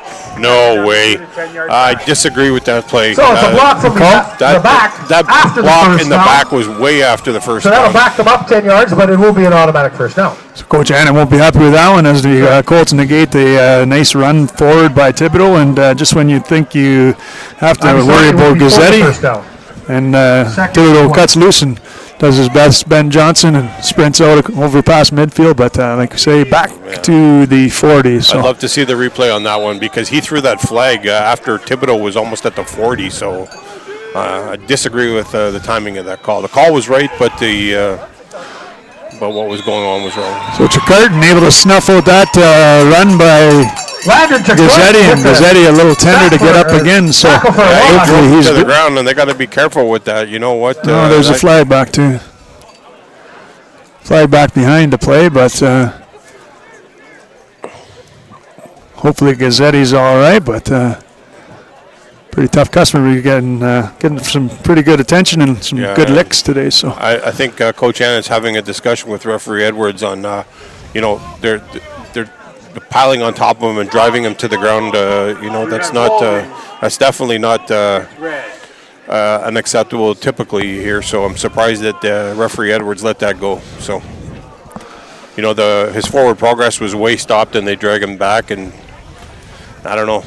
If any other given night, I would have seen a flag on that one, Scott. But yeah, and the flags have been pretty easy to come by, so it's surprising that I didn't see that. A little bit of rough play, but it is a violent sport, and Gazzetti, nice to see him scampering off, and he'll be back if able at So we'll all. wait to hear what the penalty And they is. obviously need him, so yeah. But in the meantime, Thibodeau doing a nice job running the ball. I'm sure you're going to get a big dose of him and Karkidi back in the backfield there. So looks like let's say third and a bunch. So once they move the sticks, it becomes third and 11. Hold against the Knights. Hold is against the Knights, 15-yard variety. It'll be a second down. Second now. And looks like 11. So we'll repeat the second down. 11 yards to go to move the sticks for the Colts. 7:39 to go. Knights leading 22-14 and a great final so far. Stay tuned as Martone takes a snap. Hands off inside. St. Mary's defense Quick head stops off. him early, but able to run forward for a few. Good hard yards before finally coming down somewhere around the 55. No flag on the play. Play is stopped about the 55, so that'll bring up third and looks like about 5 yards, depending on the spot. 6 yards. DeValentine with the stop for the Knights. Thibodeau with 4 or 5 good hard yards sets up third and they're 6. having a little bit of the scrums going on that interior line, so we're going to see what they're going to come up with here. Martone going for it on third. Looking for the hard count. They're not going to draw the Knights outside. There's a handoff inside. Karkidi is able to, he's going to be stopped short. Yeah, Nice. wrapped up by Matheson there, I think. So He gets stopped shy of the first Nice down. gain of about 4 on the play, but they needed 6, so they'll turn over the ball on down. Grant Matthews and Cohen Carrillo with another big stop for the Knights. So he was Matheson made the stop there. I think he had a little bit of help from Derboka, and he stopped him 1 yard short of getting a first down. So. again, that's been the difference. The turnover on downs twice now for the St. Mary's Knights. They've been able to capitalize and score points. We'll see if they can do that again here. So it was interesting too, Coach. I was up all night just thinking, how to scheme and how these defenses would match up against each other. And I'll get back to it in just a second as we're about to get underway here with the number 8, Matty Tucker, taking the wheel, trying to drive down this field for the Knights as he rolls out. Looks like a design roll. He's going to throw. He's got Tricarton wide open, and he's going to be out of bounds at the 44-yard line. Nice job. Good for about 14 yards and a first down. I think we could have a roughing the passer play here. So 13 plus 15 would be a nice little march for the Knights, and again, Eventually run out of bounds. defensive player chasing down Tucker, but It looks little like too roughing, much after. I don't know if it was roughing the passer, but it was a headshot he called. Oh, is so, yeah, we've seen a couple of those today on both sides of the ball. So Tucker able to complete it. Looks like he's able to get to his feet. Flight, shot to the head. Shot to the head is the call again. So 15 yards, and roughness against the that will bring the ball well into Colts and march St. Mary's closer zone into about the 29. So that's where it'll take over. into KORAH territory. So if you're in the Knights, do you run? Do you pass? 28-yard line. no, I'd be running the ball right here, right now. I got to tell you. The way the Blonde has been running the ball in the last couple of carries, I would assume that that's the way you're going to go. Lucy with a beautiful block, and Blonde runs over his tackler. Tries to get around the corner, drops the shoulder. Nice stop by Karkidi, but Blonde making him pay, and of course Blonde and Karkidi teammates throughout the years playing hockey, so nice friendly rivalry there. Karkidi stepped up, Blonde met him and agreed to a little tilt there, and Yeah, you know what? that was a nice battle. Good hit, but good tackle. You know, nice form. a little bit of he got 1 yard on that, so. And you know what? That's a good yard sometimes. That's a punishing yard. Karkidi obviously not going to shy away from contact with these guys. They're going to try to wear themselves down as we march on in the third and fourth. And some great football here. Tucker gets the shot. He's looking up. He's got the man deep. He's looking deep to Carter, wide open. Carter's not going to miss that one for a touchdown. St. Mary's Knights. Wow, that's a huge touchdown right now. Momentum is definitely in favor of St. Mary's. And No flag on the play, so that 6 will stand, and that's a beautiful non-celebration by Carter. As his dad even going to come on the field over there to give him a high five. You don't see that too often in high school sports where your dad's on the sideline coming out to give you a high five. Matty Tucker, that is. Got a little exuberant over there. You got to watch how far you're going out on the field. It's great to get excited, but Is that Tucker Senior? Is it? that was Tucker Senior that went out there, and I think he could still play. Might be a lineman now. I suppose he's a tight end, but Matty Tucker still loving the football and passing it on to his young boy. Something good. Matty holds. Carter drives it through. There's a flag on the play, and we'll see who that goes against. I'm assuming the celebration is excessive for the Knights, but maybe the Colts don't like it. Well, you know, I think, I don't know, there was a little bit of at the line there was a flag, and referee grabbed throwing it, so you know it was a worthy flag. So Yeah. So we'll see where that is, whether the St. Mary's Knights are going to be backing it up on the kick or they're moving forward and forcing these Colts to go deep in their zone. So Marcus Palumbo having a long conversation with referee Edwards, so we're going to see what the call is here. Usually when you're pleading your case, that means it's going to go against you guys. After the play against Red. 10 yards on the kickoff. So 10 yards back for the Knights, and again, that's that discipline stuff that you hope doesn't rear its head and become a factor in the game. 29-14, your score, 5:31 to go. Well, wait for this kick. I was going to finish my thought. I was up all night thinking, you know what, this Gazzetti kid, as fast as he is, he drew a lot of resemblances to myself. I was thinking back to when I used to play. I was a young football player, and you know what, this Gazzetti kid, he's a great football player, game breaker, big-time player, great speed, and I used to play football too. Yeah, you know what? And you had the same kind of equipment. Yours was a little bit more dated. Yeah. So I can't help but see the resemblance because Yeah, and then I was thinking about Caleb Thibodeau and how much I resemble him. I was number one in my head anyway, and you know what? That guy can break open a game with his legs. Taking it to the house, and when I get home tonight, I'm going to break open a bag of Doritos and maybe two, and. I was once a football player too. So Karkidi back for the 5. He's going to pick it up. He's going to look to come all the way back. Knights have a different plan for him, and as they stop him, number 74, Aruda with a big stop. St. Mary's bounce. Yeah, you know what? does well to get out past the 15. I love hearing you say the Dorito, Scotty. Thanks for keeping me in business here. Aruda.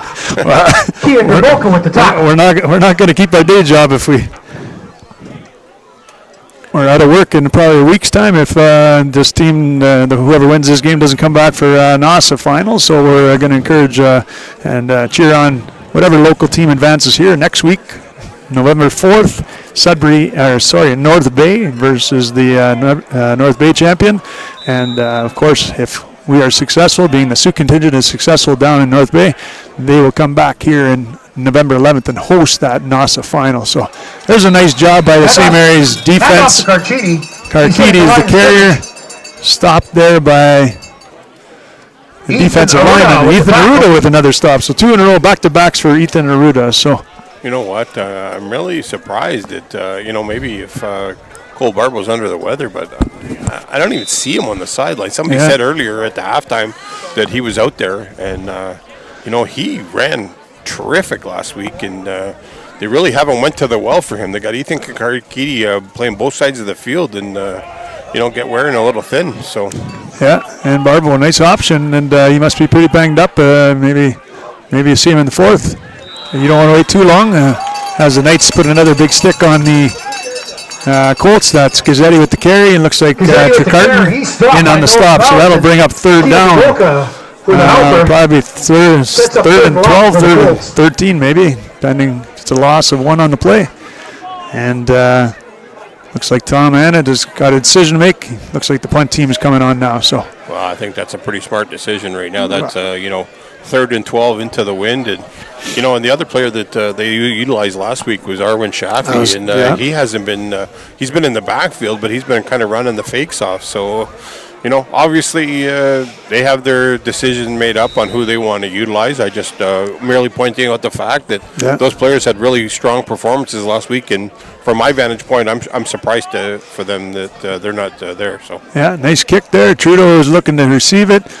Going to give him no yards. There, no flag on the play, but he picks it up and scampers it forward for about 4 yards. That's going to be some nice position for the Knights. Before eventually being run out of bounds. And again, that's the flag waving there. Jack Metcalf on the tackle for the Colts. So pushing him out. Flag waving and blowing south here, as now it switches, and like you said, a swirling wind. So. I got to think that Coach Thompson, Coach Antonello, the defensive coordinators for the KORAH Colts, are scheming something to try and get that ball back. They need a turnover big time here. If St. Mary's is able to punch this in, this could be pivotal determining the outcome of the game. And plenty of time, and especially with this KORAH Colts offense, especially Gazzetti with his speed, that can trim the lead easily. There's Harley Wardell with one of his few carries today, and he's gobbled up there. Carchidi having himself a day. You know what? They said they had to do something, and they sent Carchidi from the slot position as a blitz in there. And he was able to help wrap up with one of the interior linemen. So Spencer Hedrick on the stop helping Carchidi there, and Spencer having himself a heck of a season too, number 60. Great kid. Coached him way back when he was up to my knee. Now, obviously, a big component here on the Colts defense. And Tucker takes a snap. He looks to pass. He's going to throw the screen out. Screens to Harley Wardell. Nice block by Braden Lutzy. Just a free Wardell down to maybe a yard short of the first down yard line. So 3rd and 1, 3rd and 2. We'll bring up a decision, but I think this is pretty straight ahead. Both play a little worn on the play. Evan Novello with a big stop for the Colts. So decision time for these St. Mary's Knights. 3rd and 2, Coach. Ball's in your court. Ball's in my court. I'm running the ball here. But they've obviously made a little bit of a personnel change here. And, they got to disguise a little better. I think this is going to be McPherson. Young, good-looking, younger McPherson boy out here. At the quarterback position. This could be a Wildcat offense from the earlier first half that we saw. So, and he can call his number. He's got an option to throw, but it looks, and he gets lit up here. Number 31. McPherson gets up and indicates first down. He gets the first down. Pointing in the right direction, so that's a good sign. 31. Wes Pomeroy with a big stick. Well, that was a tough first down. Kudos to your son there, Scotty. He took a look. It was like the Timex took a look in and keep on ticking. He got up and announced that he got the first down for them there. So I think I pulled my neck just trying to deflect from that shot, but nice shot by Pomeroy, but nice job by McPherson to gain the hard yards. And might be looking for a couple of Advil and some bacon and eggs in the morning after he gets up, Scotty, so be prepared to cook. if he can finish this off, he'll won't even have to clean his room tomorrow. Nah, make him clean the room. Tucker, back to pass. He's got a man. He's going deep again. He's got Carter, and Carter tries to draw the penalty, but Carter even pulled him down on that one. If I seen that replay, that sure looked like that. The core defender Nathan Hyam was right there. Carter looked like he grabbed a hold of his arm and pulled him down, trying to sell the pass interference. So. And a nice job of acting, but the referees didn't buy it, and it's a good call, a good no call to.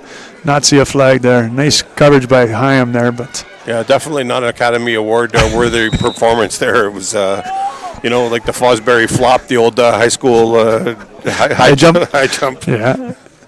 But you know what? A little uncatchable for Carter trying to sell it, but a nice job by Hyam to lay off. And is it second or third here now? Second. Second down. Handoff to Mordell. Oh no, he's going to roll out. I bought the fade. Here goes Tucker. He's going to try to get out of bounds about the 5. Still short 5 yards, so another decision time. 6, maybe 4. As Pomeroy runs to the track and signs some autographs, Tucker looks like he's going Concessions are still open. Ramble off and bring on the extra. Yeah, with Carter's kicker. This is more like a chip shot than anything. So unless they're going to go for it, they got... we talk about shenanigans.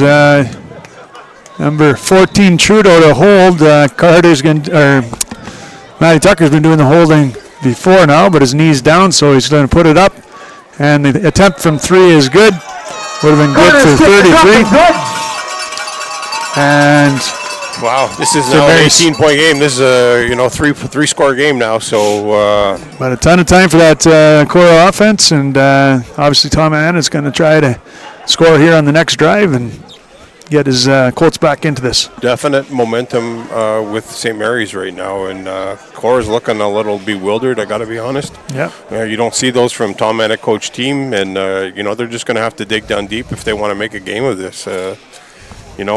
Hats off to the St. Mary's coaching staff, though. They went right into the well. They've taken care of the playbook on both sides, the offense and defense, and this is something rematch from last year, and they've been chomping at the bit to get back to this game, and now it's up to KORAH to try and score here, and if they don't, wow, it's there's still a lot of time left, but yeah, time is of the essence. And looks like KORAH will take over from the 35. Going to score with 5 seconds left. Your Sioux Grounds are going to overtime. Overtime for the Hounds as the opponent scored with 5 seconds left. But don't go anywhere. OHL can wait. This is a great tilt here. 1:04 to go in the third quarter. KORAH Colts taking over from their 35. Eric Martone under center. There's Gazzetti back in the game again, so nice to see him on his feet. Gazzetti looking for a seam. 3-4 yards. So close to the 40. I think they're going to need a little bit of a block for him to spring him for another one of those big scampers. He looks a little ginger, but Matheson with the tackle. Good to see him. Even at 80%, he's your best option for speed now to the side. Juma on a stop for the Knights, so a gain of 4 on the play, bring up 2nd and 6. So they're going to need to gobble up some yards fast here, especially in 3-down football.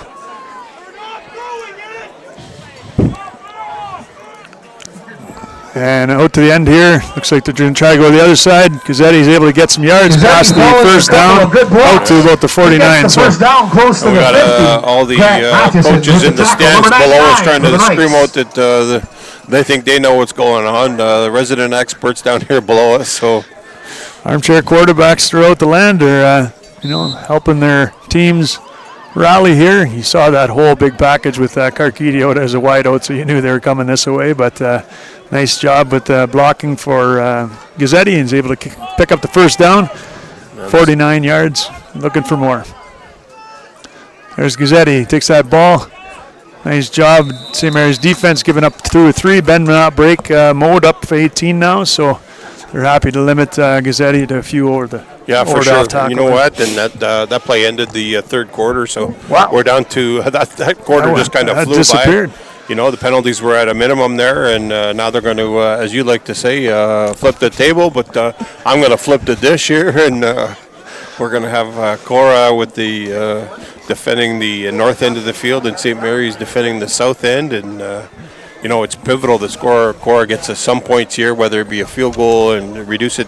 They have to reduce it to 2 scores in a hurry here. Or this, you know, So somebody could be warming up in the singing booth out there somewhere. And sides have switched.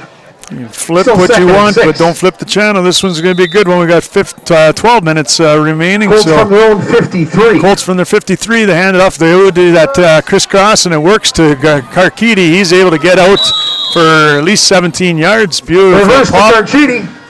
He gets about 15 yards in the first down. We got a defender night down in the man middle down. there. Tackle by number 11, Kieran Juma. 21 is Vecchio, but he's up. He's going to try and shake it off and remain in the game.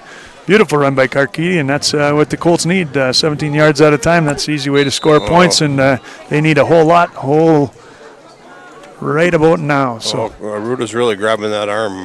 He's trying to shake that off, but that looks like it's hurting. back in the secondary, I think that's Vecchio. 21. Oh, sorry, Vecchio, my mistake. Yeah, 74 is Ruda, or 6. Anyway, regardless, there comes Gazzetti and pull the switch, and he's gone. Nice gain there. Trudeau finally brings it down, but a gain of about 6-7 yards. There's a flag on the play. Have a And late flag. again, there's that emotion getting the best of somebody out there. Well, you know what? Jake They're Trudeau still with the doing that tackle. slamming on the ground thing, and somebody's going to get hurt that way. So Yeah. And that's why those It's like unnecessary Flags are roughness thrown. against the Knights. and that's Unnecessary I roughness. think that's what that was called finally. So you know, it's okay to make a tackle, and you know when the whistle's dead, don't throw him to the ground. You're just causing yourself some aggravation at that point. So yeah. It's unnecessary roughness. Don't forget our corporate champions as we wait for the call from the referee. Corporate champions here on Superior Catholic District School That's Board. penalty Northern flag, Sports that'll back 'em Excellence. up. Freeze frame photos by Bob Davies. Wendy's of Sault Ste. Marie. Team Essentials, Maximus Rose, Elite 8 Basketball Academy, and True House Sports Radio. And if your business is interested in having your business featured, contact us at saultsports@gmail.com, and First and 10, you can Colts join us from the here 20. on the broadcast. Handoff inside to Thibodeau, and there's the big They man didn't running off the forward. middle. He carries Nice a couple gain. lengths for a couple yards. Not enough for a first down, but substantial gain there. yeah, it looks like you got about 7 or 8 anyways on that one. So It's going to be close.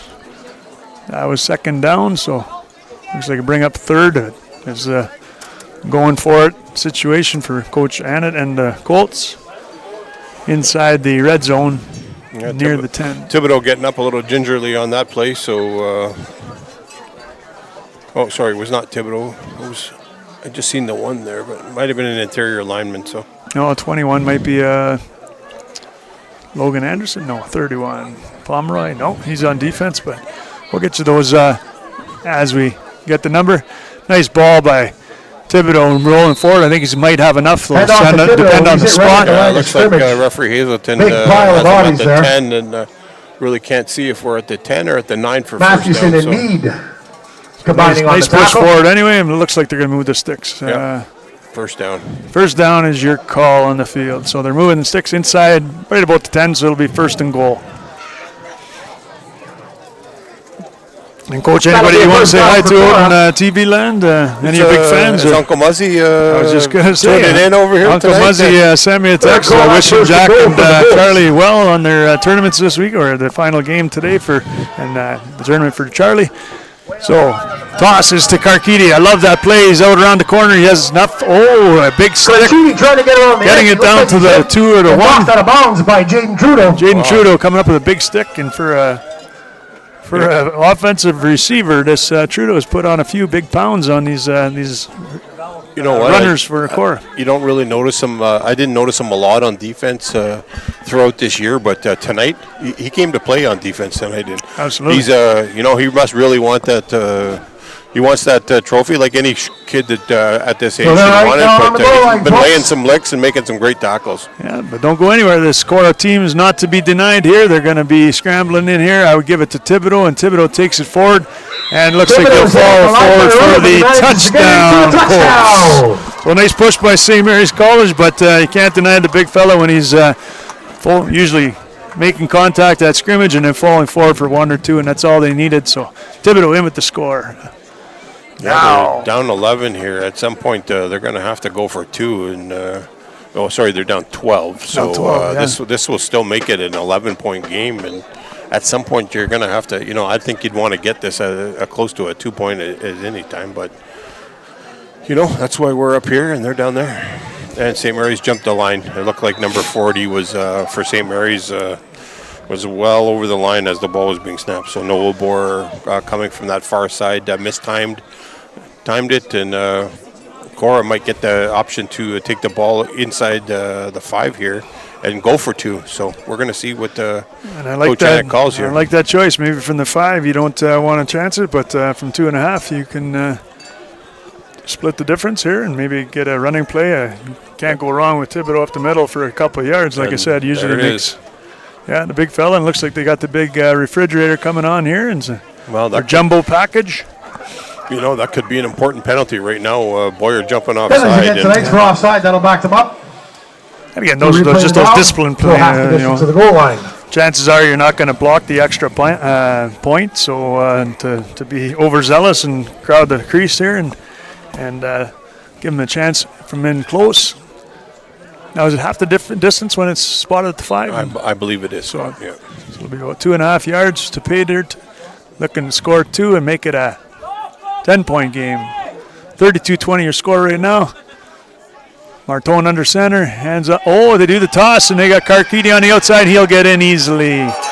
When I say easily, I mean take a big lick and cash in. But Karkidi good from short. Carchini gets in for the 2 points. 32-22. And I'm sure that 32-22, Karkidi will take 12 that left. all day long, but that was a big price to pay to get into for the 2-point. But like I said, Colts are happy to do it, and down by 10 with 9:12 to go. We got ourselves a final here.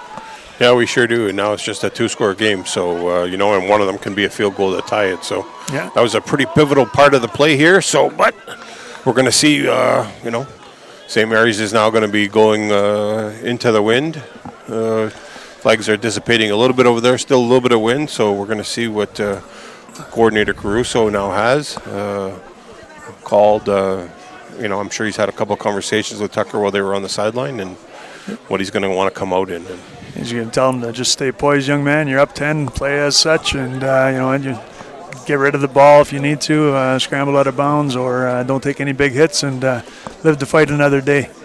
If this is the Mark most allows. I've seen Coach Magic come out on the field. he's getting his steps in tonight. yeah, I'll give him my Fitbit. He can add a couple on for me while he's down there. All right, looks like Blonda back to return, so looks like the Knights have shored up this Blonda onside back. kick defense, so Most of St. Mary's guys shallow. ball falls off the Koski tee, to so kick. Koski will have to reload here, and hope the St. Mary's Knights have their hands team on. Maybe a little shenanigans, as they call it. Koski with the kick, and looks like that short side. Looks good. Hands team is going to take that. Be happy to get down, but Harley Wardell's going to run for more. He's got some wheels, turns back inside. Nice return. He's still on his feet. Harley Wardell fields the onside Return kick. to about the 47, He's caught but there's a by flag on the Colorado. play. I didn't see the play. KORAH was offside on the kick, so they overran it. So it's going to give them either can take the ball there or they can have them re-kick 5 yards back, as I believe is the call. So I think you decline that one and You just have a take the flag ball on in the play. hand, because those onside kicks have been very dangerous lately. So, and KORAH's capitalized on a few of those. So I think the Knights are happy to take the ball and run with it. And 9:02 to go. We got a big finish coming up. Don't go anywhere. So that's a false start against KORAH. Penalties declined. Saultsports.com. Versus against St. Pleased to bring Mary's. you this city final between the KORAH Colts and the St. 48. Mary's Knights. Great night here for football. It's remained relatively warm for a late October evening. Football gods are smiling again. A little rain earlier today. The wind seemed to have died down a little bit. But you're in for a big finish. Stay tuned here. Wardell gets the ball. Put it away, young son. And protect that ball out to the 55. Midfield for a gain of about 7. 2nd and 3 is Spencer the call. Hedrick with the tackle. Spencer Hedrick, number 60, with another great tackle. Coach, we got to start thinking about these Players of the Game awards for the Knights and the Colts. Brought to you by Wendy's, Sault Ste. Marie, and Team Essentials. Yeah, you know what? There's so many to choose from already. It just no one. This has been a collective team effort for both teams, and nobody's really stood out significantly solo. True enough, as 2nd and 3 emerges here. Oh, ball is snapped directly to Graham Matthews, and he drops the ball, able to recover it, I think. So there's that little trickery again there, but a bad snap, which we mentioned earlier, that might come back to haunt them. That one, nice job by Matthews to get down on that ball and cover it up, but 8 minutes to go and the clock ticking. That'll bring up 3rd and 5. So that's what happens when you have guys typically not on offense. You're trying it a couple of times, but you can't stretch it too far, and unfortunately Matheson was able to not come home with the snap, but I didn't really see the snap. I was trying to see what else was going on in the backfield there, and I think it's been we've seen a couple of errant snaps go, so that could have been one of the yeah, I think it was high right, like the few others that are missed, as Carter gets a big boomer going, and it's fielded at the 20 by Karkidi. There's a flag on the play, sailing high into the night sky. As Karkidi gets brought down about the 22. Punt is fielded by Karchini. Gets back to cross the 15. See the infraction? 20. We have a flag out. I'm not sure if flag on the play. So there was a block in the back. And there's another flag there. As that's an OC right there. So that somebody's got to learn to keep their mouth shut right now. You're really gonna put your team in a bad predicament here. So. Apparently it's illegal to use duct tape, and it's hard to breathe, but some of these teams may want some for the NASA championships going forward. But all kidding aside, emotions getting high here, but these guys have to, whether it's the Knights or the Colts, have to rein it in a little bit and play whistle to whistle. Yeah, you know what, Coach? Referee Grev is a very tolerant referee, and for him to throw a flag for that, it really makes you want to think on that. So yeah, absolutely. So as we wait for the flag here, one of the perks of my job here is I get to shout out to some of the people that are watching, and not only our local fans. First down white. First down white is the play. Was the offsetting penalties? Offsetting. So they'll take over from the 20, but not just local, but some out-of-town fans that I wanted to highlight. Stacey Lovely listening in Barrie. Good, best of luck with the rest of your season. I see the boys doing well in the Georgian Bay Loop, and best of luck moving forward in your playoffs. Carchini gets around the corner and tackled the by, Hooks I believe it's 14. in Innisfil. Sean Gillen, Travis Corey, great to see you. Hope you're watching. Terry and Bruna McPherson, Dad. Keep rooting on for these Knights. We got the Langers visiting today, taking on the football game while they have date night, and Ellen and Batch, Muzzy and Melissa in London, watching, cheering on number 81. Of course, Barb's heading hunting tomorrow. Bring us home some goodies, and the Colts up the middle. Good hard run up the middle. I think that's enough for a first down there, Saudi School. Absolutely. Ethan Aruda with the tackle, but it is a first down for the Colts. Ethan Aruda makes the tackle, but not before a gain of enough for the first down. Was the carrier Thibodeau? I believe maybe. Yeah, I really didn't get. They were all jammed in there pretty good, like a bunch of sardines, and it was a little tough to see. So little pile up. So that'll move the sticks, and the Colts hoping to get back into this one, just down 10, 6:21, and a lifetime in football time. So they got a wide out here. Koski on the wide side, looking to hand off inside. There's nice misdirection. Marton makes everybody mess and gasses down past the midfield to about the 52-yard line. That's the first run for Marton in about 4 games that I've seen. So, and you know what? Nice of them to lull them to sleep, and nobody expected it, including me. And Marton with a nice carry there. Scamper away. Yeah, for sure. Yeah, beautiful play. Nicely called, nicely executed. Those are some of those tricks that you work on, and you're seeing somebody over pursue the running back and letting Martin go, and I'm sure Coach Hankinson had an idea that was opening up. So, and I would say number 2, an excellent athlete. Dad Rocco cheering him on here, and The reverse. nice job. A reverse, pick up well this defended by Derboka They and slow up Boyer Carchidi. on the Knights side. Carchidi with the carry, but only Call a it small being gain on the play. Derboka. Couple others with the tackle. a whopping 1 yard, it looks like. So, And you talk about these athletes and what they sacrificed all year and long practices and, nights in the old ice bath and some bumps and bruises, some broken bones. And these guys are warriors. They're playing hard and they're giving it all. They're laying it out on the table. 10-point game here, 5:18 to go. And for some of them, this is their last taste of high school football as Martone hands off to Thibodeau, and Thibodeau rambles forward. Might have enough for the first down, but looks to be about maybe 1 or 2 yards short. But as I mentioned, some of these guys that are graduating this year, we'll name them for you.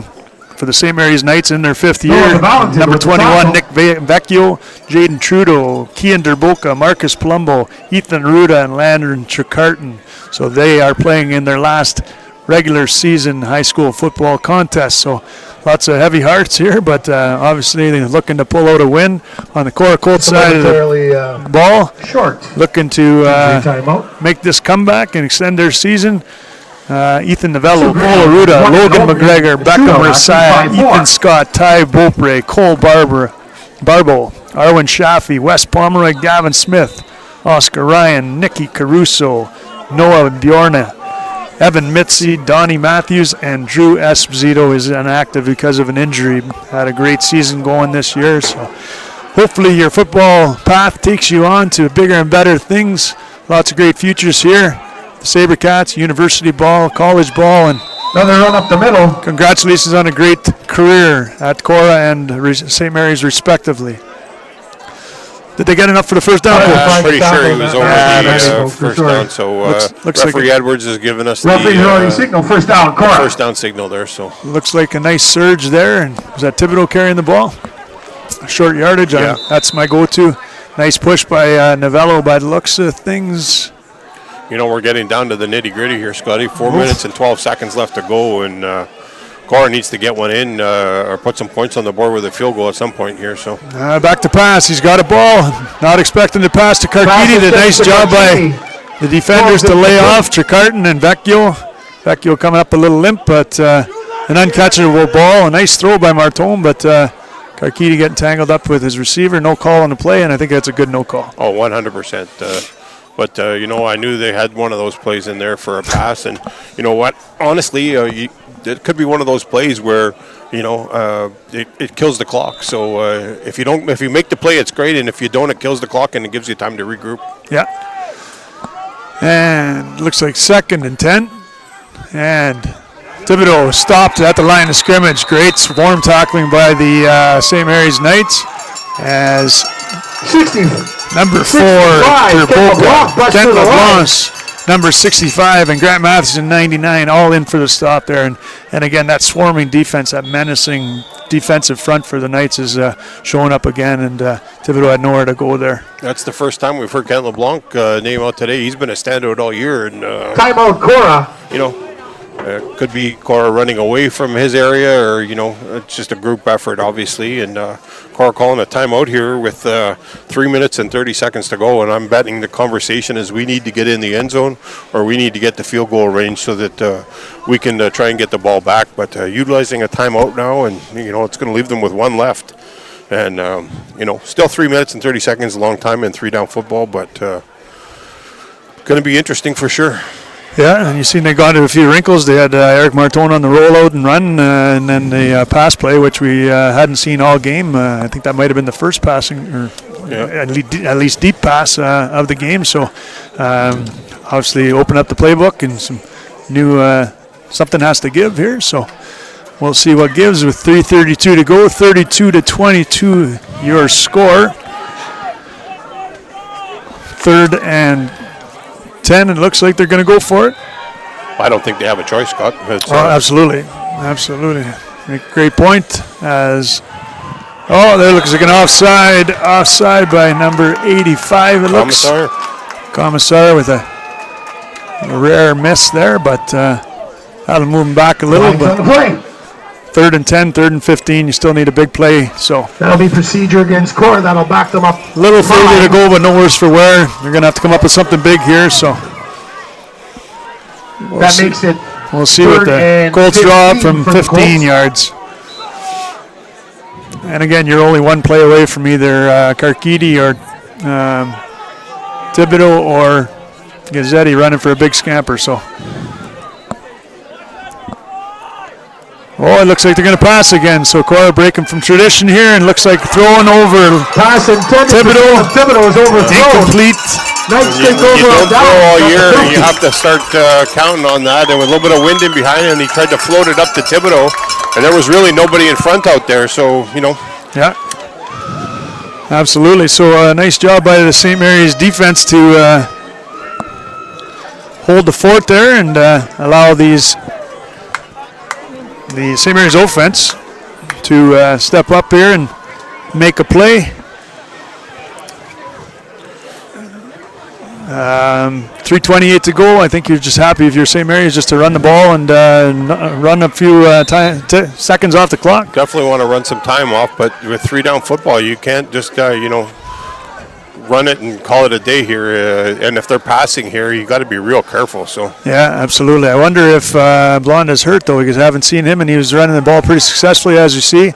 The pass is to McPherson. McPherson pops the ball loose, and was he down by contact flag on the play here? But we'll see what shakes out. This could be an illegal contact. So it goes to McPherson. On KORAH. Ball was fumbled and recovered, but we do have a flag. Hazelton threw that flag, so I don't know what that. It was really early in the play, so we'll see. But just so you know, that's the last time St. Mary's won.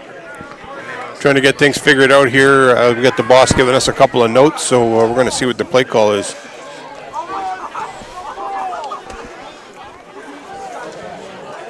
So that's too many men against the Colts.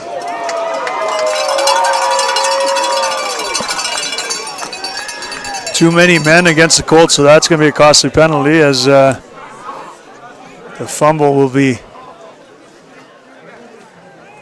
negated, and that's a tough call. Too many men. Especially at this stage of the game. Wow. And St. Mary's gains forward. And a first down for the Knights. So the Knights dodge a bullet there, and they'll take over at the 50 for 1st and 10. Tucker hands off to Wardell. Wardell's going to keep it on the ground. He's going to run inside.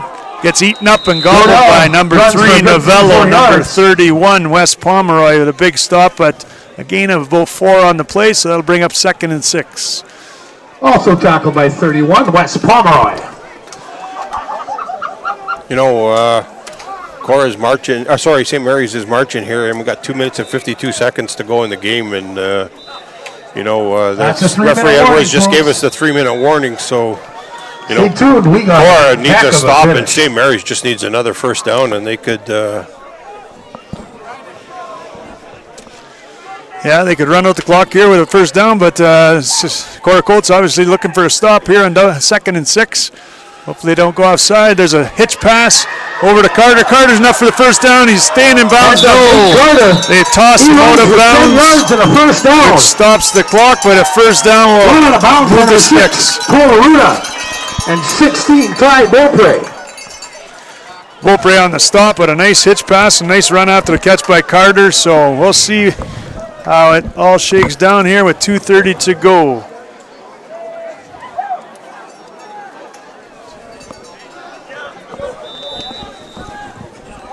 So again, Coach and I are here just deciding our players of the game for both clubs. Both clubs obviously playing an outstanding game. A 10-point game here with 2:30 to go. St. Mary's Knights looking to hold on. Colts looking for a ball. Wardell's carrying that ball. He's got to put it away. Gang tackled by the KORAH Colts. Gain of Wardell cuts back and 2 on the gets play. 2, maybe 3. That'll bring up 2nd and 7. Carchidi. Lots of time left as if the Colts are With able the to stop stop. this. Carchidi with a big stop for the Colts.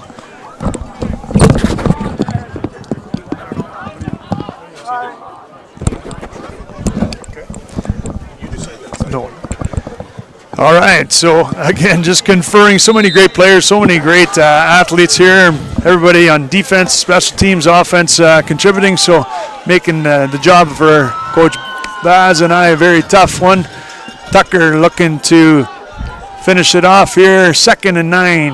Looks to pass. He calls his own number. He's going to scamper and he's going to run. He might have a lane to the end zone and he scampers in. Happy birthday, young man. 34 yards in at the 2-minute mark. Wow, extending the lead. That might just be the nail in the coffin, Scott. 38-22 is your score. All right. We're at the 2-minute mark here, and St. Mary's up significantly. You know, KORAH's won the last 4 city titles, and we're going to have a change of the guard this evening, Scott. And it's great for Sault Ste. Marie football. You know, hats off to all the teams here that played, even you know, Spirit Heights and White Pines for a great year, and iron sharpens iron. So if it wasn't for those kids playing on the other teams, you know, these teams may not have had this a chance to do this. So absolutely, and again, both teams fighting right to the end. A beautiful match, a great football game. Great to see all these players excelling on the field. Kick And is up and Carter puts one through to make it 39-22. And it looks like the St. Mary's Knights, barring a miracle here by the Colts, will win their first city championships since 2012. So the St. Mary's Knights go up 39-22 over the KORAH Colts. And we will have Vecchio making a kickoff to the Colts as they try a last-ditch effort to get back in this game, down 17. Tough order, a tall order rather, for the Colts. Well, we got this little lull in the action here, Scotty. You know, we've had a little bit of discussion up here in the booth. Pardon me. And honorable mention for the KORAH Colts, Nathan Gazzetti. You know, outstanding athlete. You know, just he puts the motor on, and he played. He toughed it out tonight. You could obviously see the limp, and you know, he turned on the jets, but just a hats off to a gamer performance. So absolutely, well played. And for the St. Mary's Knights, to me, you know, probably the best game I've seen him play on defense since I've been watching him. Jaden Trudeau tonight definitely stood out. You know, he was in there making tackles. They had him coming down from the safety spot, and you know, terrific job by him. And as we speak, the rain's starting to come down now, and trying to put a little damper on everybody's spirits here. But you know, definitely not the St. Mary's kids. You can see the excitement in the crowd, and we're starting to hear it. And you know, congratulations to you know, I'm not saying the game's over, but it's awful close. Gazzetti pick up the ball, fumbles it, picks it up again. Brings it out to about the 25-yard line where he's brought down. Eventually picked up by Gazzetti. Gets to And Colts will take over at the 25. No 25. You know what? And I'm going to just keep rolling here. I know we're at the 157 to go, a minute 57. But player of the game for me tonight for KORAH is Ethan Carchidi. You know, he's playing in his last game. Ethan Arruda with the tackle. You know, hats off to him for a terrific effort. Or is he playing his last No, he'll game? be back for a victory lap if he victory lap, chooses, yeah. Yeah, so anyways, player of the game, Ethan Carchidi, both sides of the field. They had him playing corner, they had him playing backer, they had him at running back, running for passes. So player of the game for KORAH, Ethan Carchidi. And to Ralph and Anna, proud parents, hold your head high. Ethan, that was a fantastic game and a wonderful season. But 91. Nice hard run, stopped tackle by Cohen Carrillo. It looks like we got one of the Colts down. Oh, maybe just a little slow to get to his feet. Slow. Okay. Everybody was piling up on each other there. So very good. And player of the game for me tonight, and you know, we've had a little bit of discussion, Scotty, and you chimed in on your thoughts, but definitely Tucker just sealed the deal for me with that long run. He was poised tonight. You know, he had a couple of balls with it that got away from him, but you know, if it wasn't for those throws to the wideouts, he had a terrific game, and I think he's well deserving of the player of the game. And as we mentioned earlier, Cole Barble finally gets a touch on the KORAH Colts side, I believe. Flag on the play. Hopefully cooler heads prevail here as another flag hits the deck. So Calling Meade, Kent LeBlanc. pick up of a few on the play. Meade and LeBlanc with the tackle. We'll bring up third down. We'll see them go for it with 1:37 to go. Yeah, I'm not sure what the thoughts are on that, but, we haven't seen Barbo all night, and I don't know, maybe he's under the weather. Maybe he didn't attend enough practice this week. Tonight, so they'll back them up. Multitude of things, or, just the coach's choice decided who they thought needed to get the carries tonight. But, you always try to have your star players ready to go, and it could be as simple as these guys in practice battling hard to getting prepared for this game. And sometimes injuries happen during practice. So it could be a number of things, like you said, as the Colts have the ball. And they're going to jump offside one more time, and they're going to move backwards to the Colts. Yeah, that's just frustration setting in. That again, jumping offside and not listening to the cadence, and Commissar jumped over the line again. That's twice in 2 different series, and obviously, you're thinking right now that you're behind, and the game was potentially out of reach, but I don't know. Nerves, just not lack of concentration. Absolutely, but nonetheless, 39-22. We got another chance here for these Colts as they rumble forward, and there's Barbo gaining some hard yards out to the 55 at midfield, and there's a pickup just short of the first down. That'll bring up again. Third, I believe. LeBlanc and Barbo with a terrific run. I've had a really long relationship with Coach Monaco over the years. Went to high school at the same sort of time, and his family, Christiane, a big friend of mine from Wadding, and this championship has been a long time coming for Jimmy over there on the sidelines, and couldn't be more happier for him. He was handoff to Barbo. He was critical in the development when my son was playing football. And we talked a lot, and they coached together. And I know there's such a respect that they have for each other. But hats off to Jimmy and finally getting this championship after quite a few years. So absolutely, and well deserved. His players play for him, and they're as happy as he is to get that first championship. And like I said, well deserved. Overnight sensation. It just took him 30 years, right? Yeah. And Mr. Monaco, if you're listening still, Barbo again with the carry, and you're not able to hear tonight, I'm sure you're pretty proud of Jimmy and all the time that he puts in, and what's going on there. So absolutely. So we got a guy, Knight down here, and I'll wait to see the number.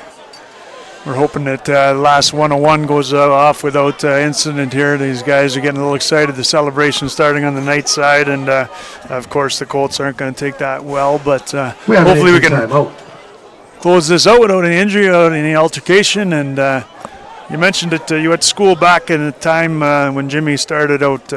Did they have Latin back then? Or? Might have been Spanish. It's all Greek to me, buddy. Yeah, anyway. So we got a couple of miles of road underneath all these tires up here, buddy. So look at me throwing rocks like I have blonde hair, blue eyes. Yeah, right? You're thinking you're a little spring chicken there, but I got news for you. You're catching up to us awful quick there, Brother Muzzy and I. You're knocking on the door right behind us there. Absolutely. So I muted for a second. Shaw says Jimmy's really emotional over there. All right. So before we roll this through there, I got to also shout out to Jeff Locke, who's watching in Burlington. Hopefully you're watching number 81, bringing home the title, and be well. Hope to see you soon. Word is from the booth here that Mr. Monaco, the coach Jim, is pretty emotional over there on the sidelines, as you could expect, and as deservedly so. He should be. 74 Ruda up to his feet. For the St. Mary's Knights, Ethan Ruda, sorry. So, again, big congratulations to Monaco, Coach Monaco, and all his troops and all of his coaches. And at this time, you got to give hats off to the KORAH Colts for a great season, a great run. Obviously, 4 straight city championships. And they represented the city well. They represented their school, and they should be nothing but proud for their efforts this year. And they'll be back again, perennial contenders. So yeah, 100%. I coached with a lot of those guys over there, and they gave their blood, sweat, and tears. And Tom Annett. Hand off to Thibodeau. He had some first down, maybe 10 yards. not Great even run a, up the a middle. day goes by that he's not thinking football, and he's given so much to the KORAH program, and he taught me a lot, as much as quite as much as Jim did as well too. So I always benefit to learn from two legendary coaches here at Sault Ste. Marie, and hats off to both of them. So Yeah. As we round out the rest here, Barbo takes the handoff. LeBlanc, Go Barbo gets too close to the on the 30 stop. before being knocked They're back both by the in there Knights. for a couple Grant licks. Matheson. 45 Steve seconds. Naboka again. And another flag on the play. 45.9 to go. 39-22 the lead for the St. Mary's Knights. And again, this is where St. Mary's, who will have to play next week, doesn't want to have any injuries. And yeah, you know what? Coach Corelli's getting a little excited over there, and Coach Magic had to reel him in and shove him down the field. Brandon, you're not going to find too many people that get more excited than Brandon. I remember last year we were at a Notre Dame, maybe within a couple of weeks we were at a Notre Dame football game, and Brandon's standing up in the middle of our section, screaming at all the fans, telling them to get up and get going. He gets so intense. So such a difference from his dad, Jimmy Corelli there, and Jim's like very straight. There's no inflections, and Brandon's a complete opposite. So yeah, and we leave these guys in charge to rein it in for these teenagers. Sometimes we get a little loose, and our teenager comes out, which is nice to see. Passionate game, violence. Hit at the line by Marcus Palumbo. Palumbo with the stop. And again, I think if I'm the Colts, I want to try to get out of here without any injuries. So I know the Knights would love to see that. And you know what? And I'd like to take an early wish for these guys to St. Mary's to be able to come home and bring this championship back to Northern Ontario again. So best of luck next week. Go down and show North Bay what St. Mary's football is all about. And good luck, the rest of the way in their season. Road tripping, and big thank you to Saultsports.com and True Host Radio. Hopefully we'll get another chance to come back on the 11th, host the NASA final, and hopefully Sault Sports Radio will be at the wheel there, bringing you all that action as number 26, Arwen Shafi, gets a carry. He's brought down by 3. St. Mary's Knights. Naboka tracking well again. Seconds. And Kian Tackles Naboka Arwen mentioned his Shafi. name a dozen or so times here, having himself a great game. And big shout out to Jocelyn and Darren. And big brother Ronan, probably watching from Sudbury. So great job finishing it out here, Knights. And as we mentioned, next week, November 4th, in Saturday in North Bay, these third down. St. Mary's Knights will Turnover face on off downs. against the St. Mary's Northern Knights will take Ontario over, or North Bay 17.6 representative rather, and the seconds winner left. will then host the Sudbury contingent for the NASA final. So lots of football left. And there's just a knee here left now, Scotty. So congratulations to you as a proud dad tonight. Your son had a hell of a football game, and NASA. congratulations, and you need to get yourself down there and celebrate with your son. These are moments you don't get a lot of times, so congratulations, buddy. It's been a pleasure, and nothing but class up here tonight. Thank you. Good luck, Scotty. Thank you very much. And if I'm going to go party, you can take it away. You can sign off. And let's go play. Enjoy, buddy. Playoff Congratulations to the St. Mary's Knights, your 2023 high school playoff and league champion. So Jim Monaco, that's a big win, and on a terrific season and a championship. I'm going to be signing off for Sault Sports, True Host Radio. Congratulations to St. Mary's on a great run, Fantastic program. Best of luck in North Bay next weekend, and bring that home so we can do this one more time. So for Scott McPherson, the legendary Scott McPherson, and Ray Baswa here at the booth, we're going to sign off for tonight, and look forward to seeing you hopefully in a couple of weeks. So good night, everyone.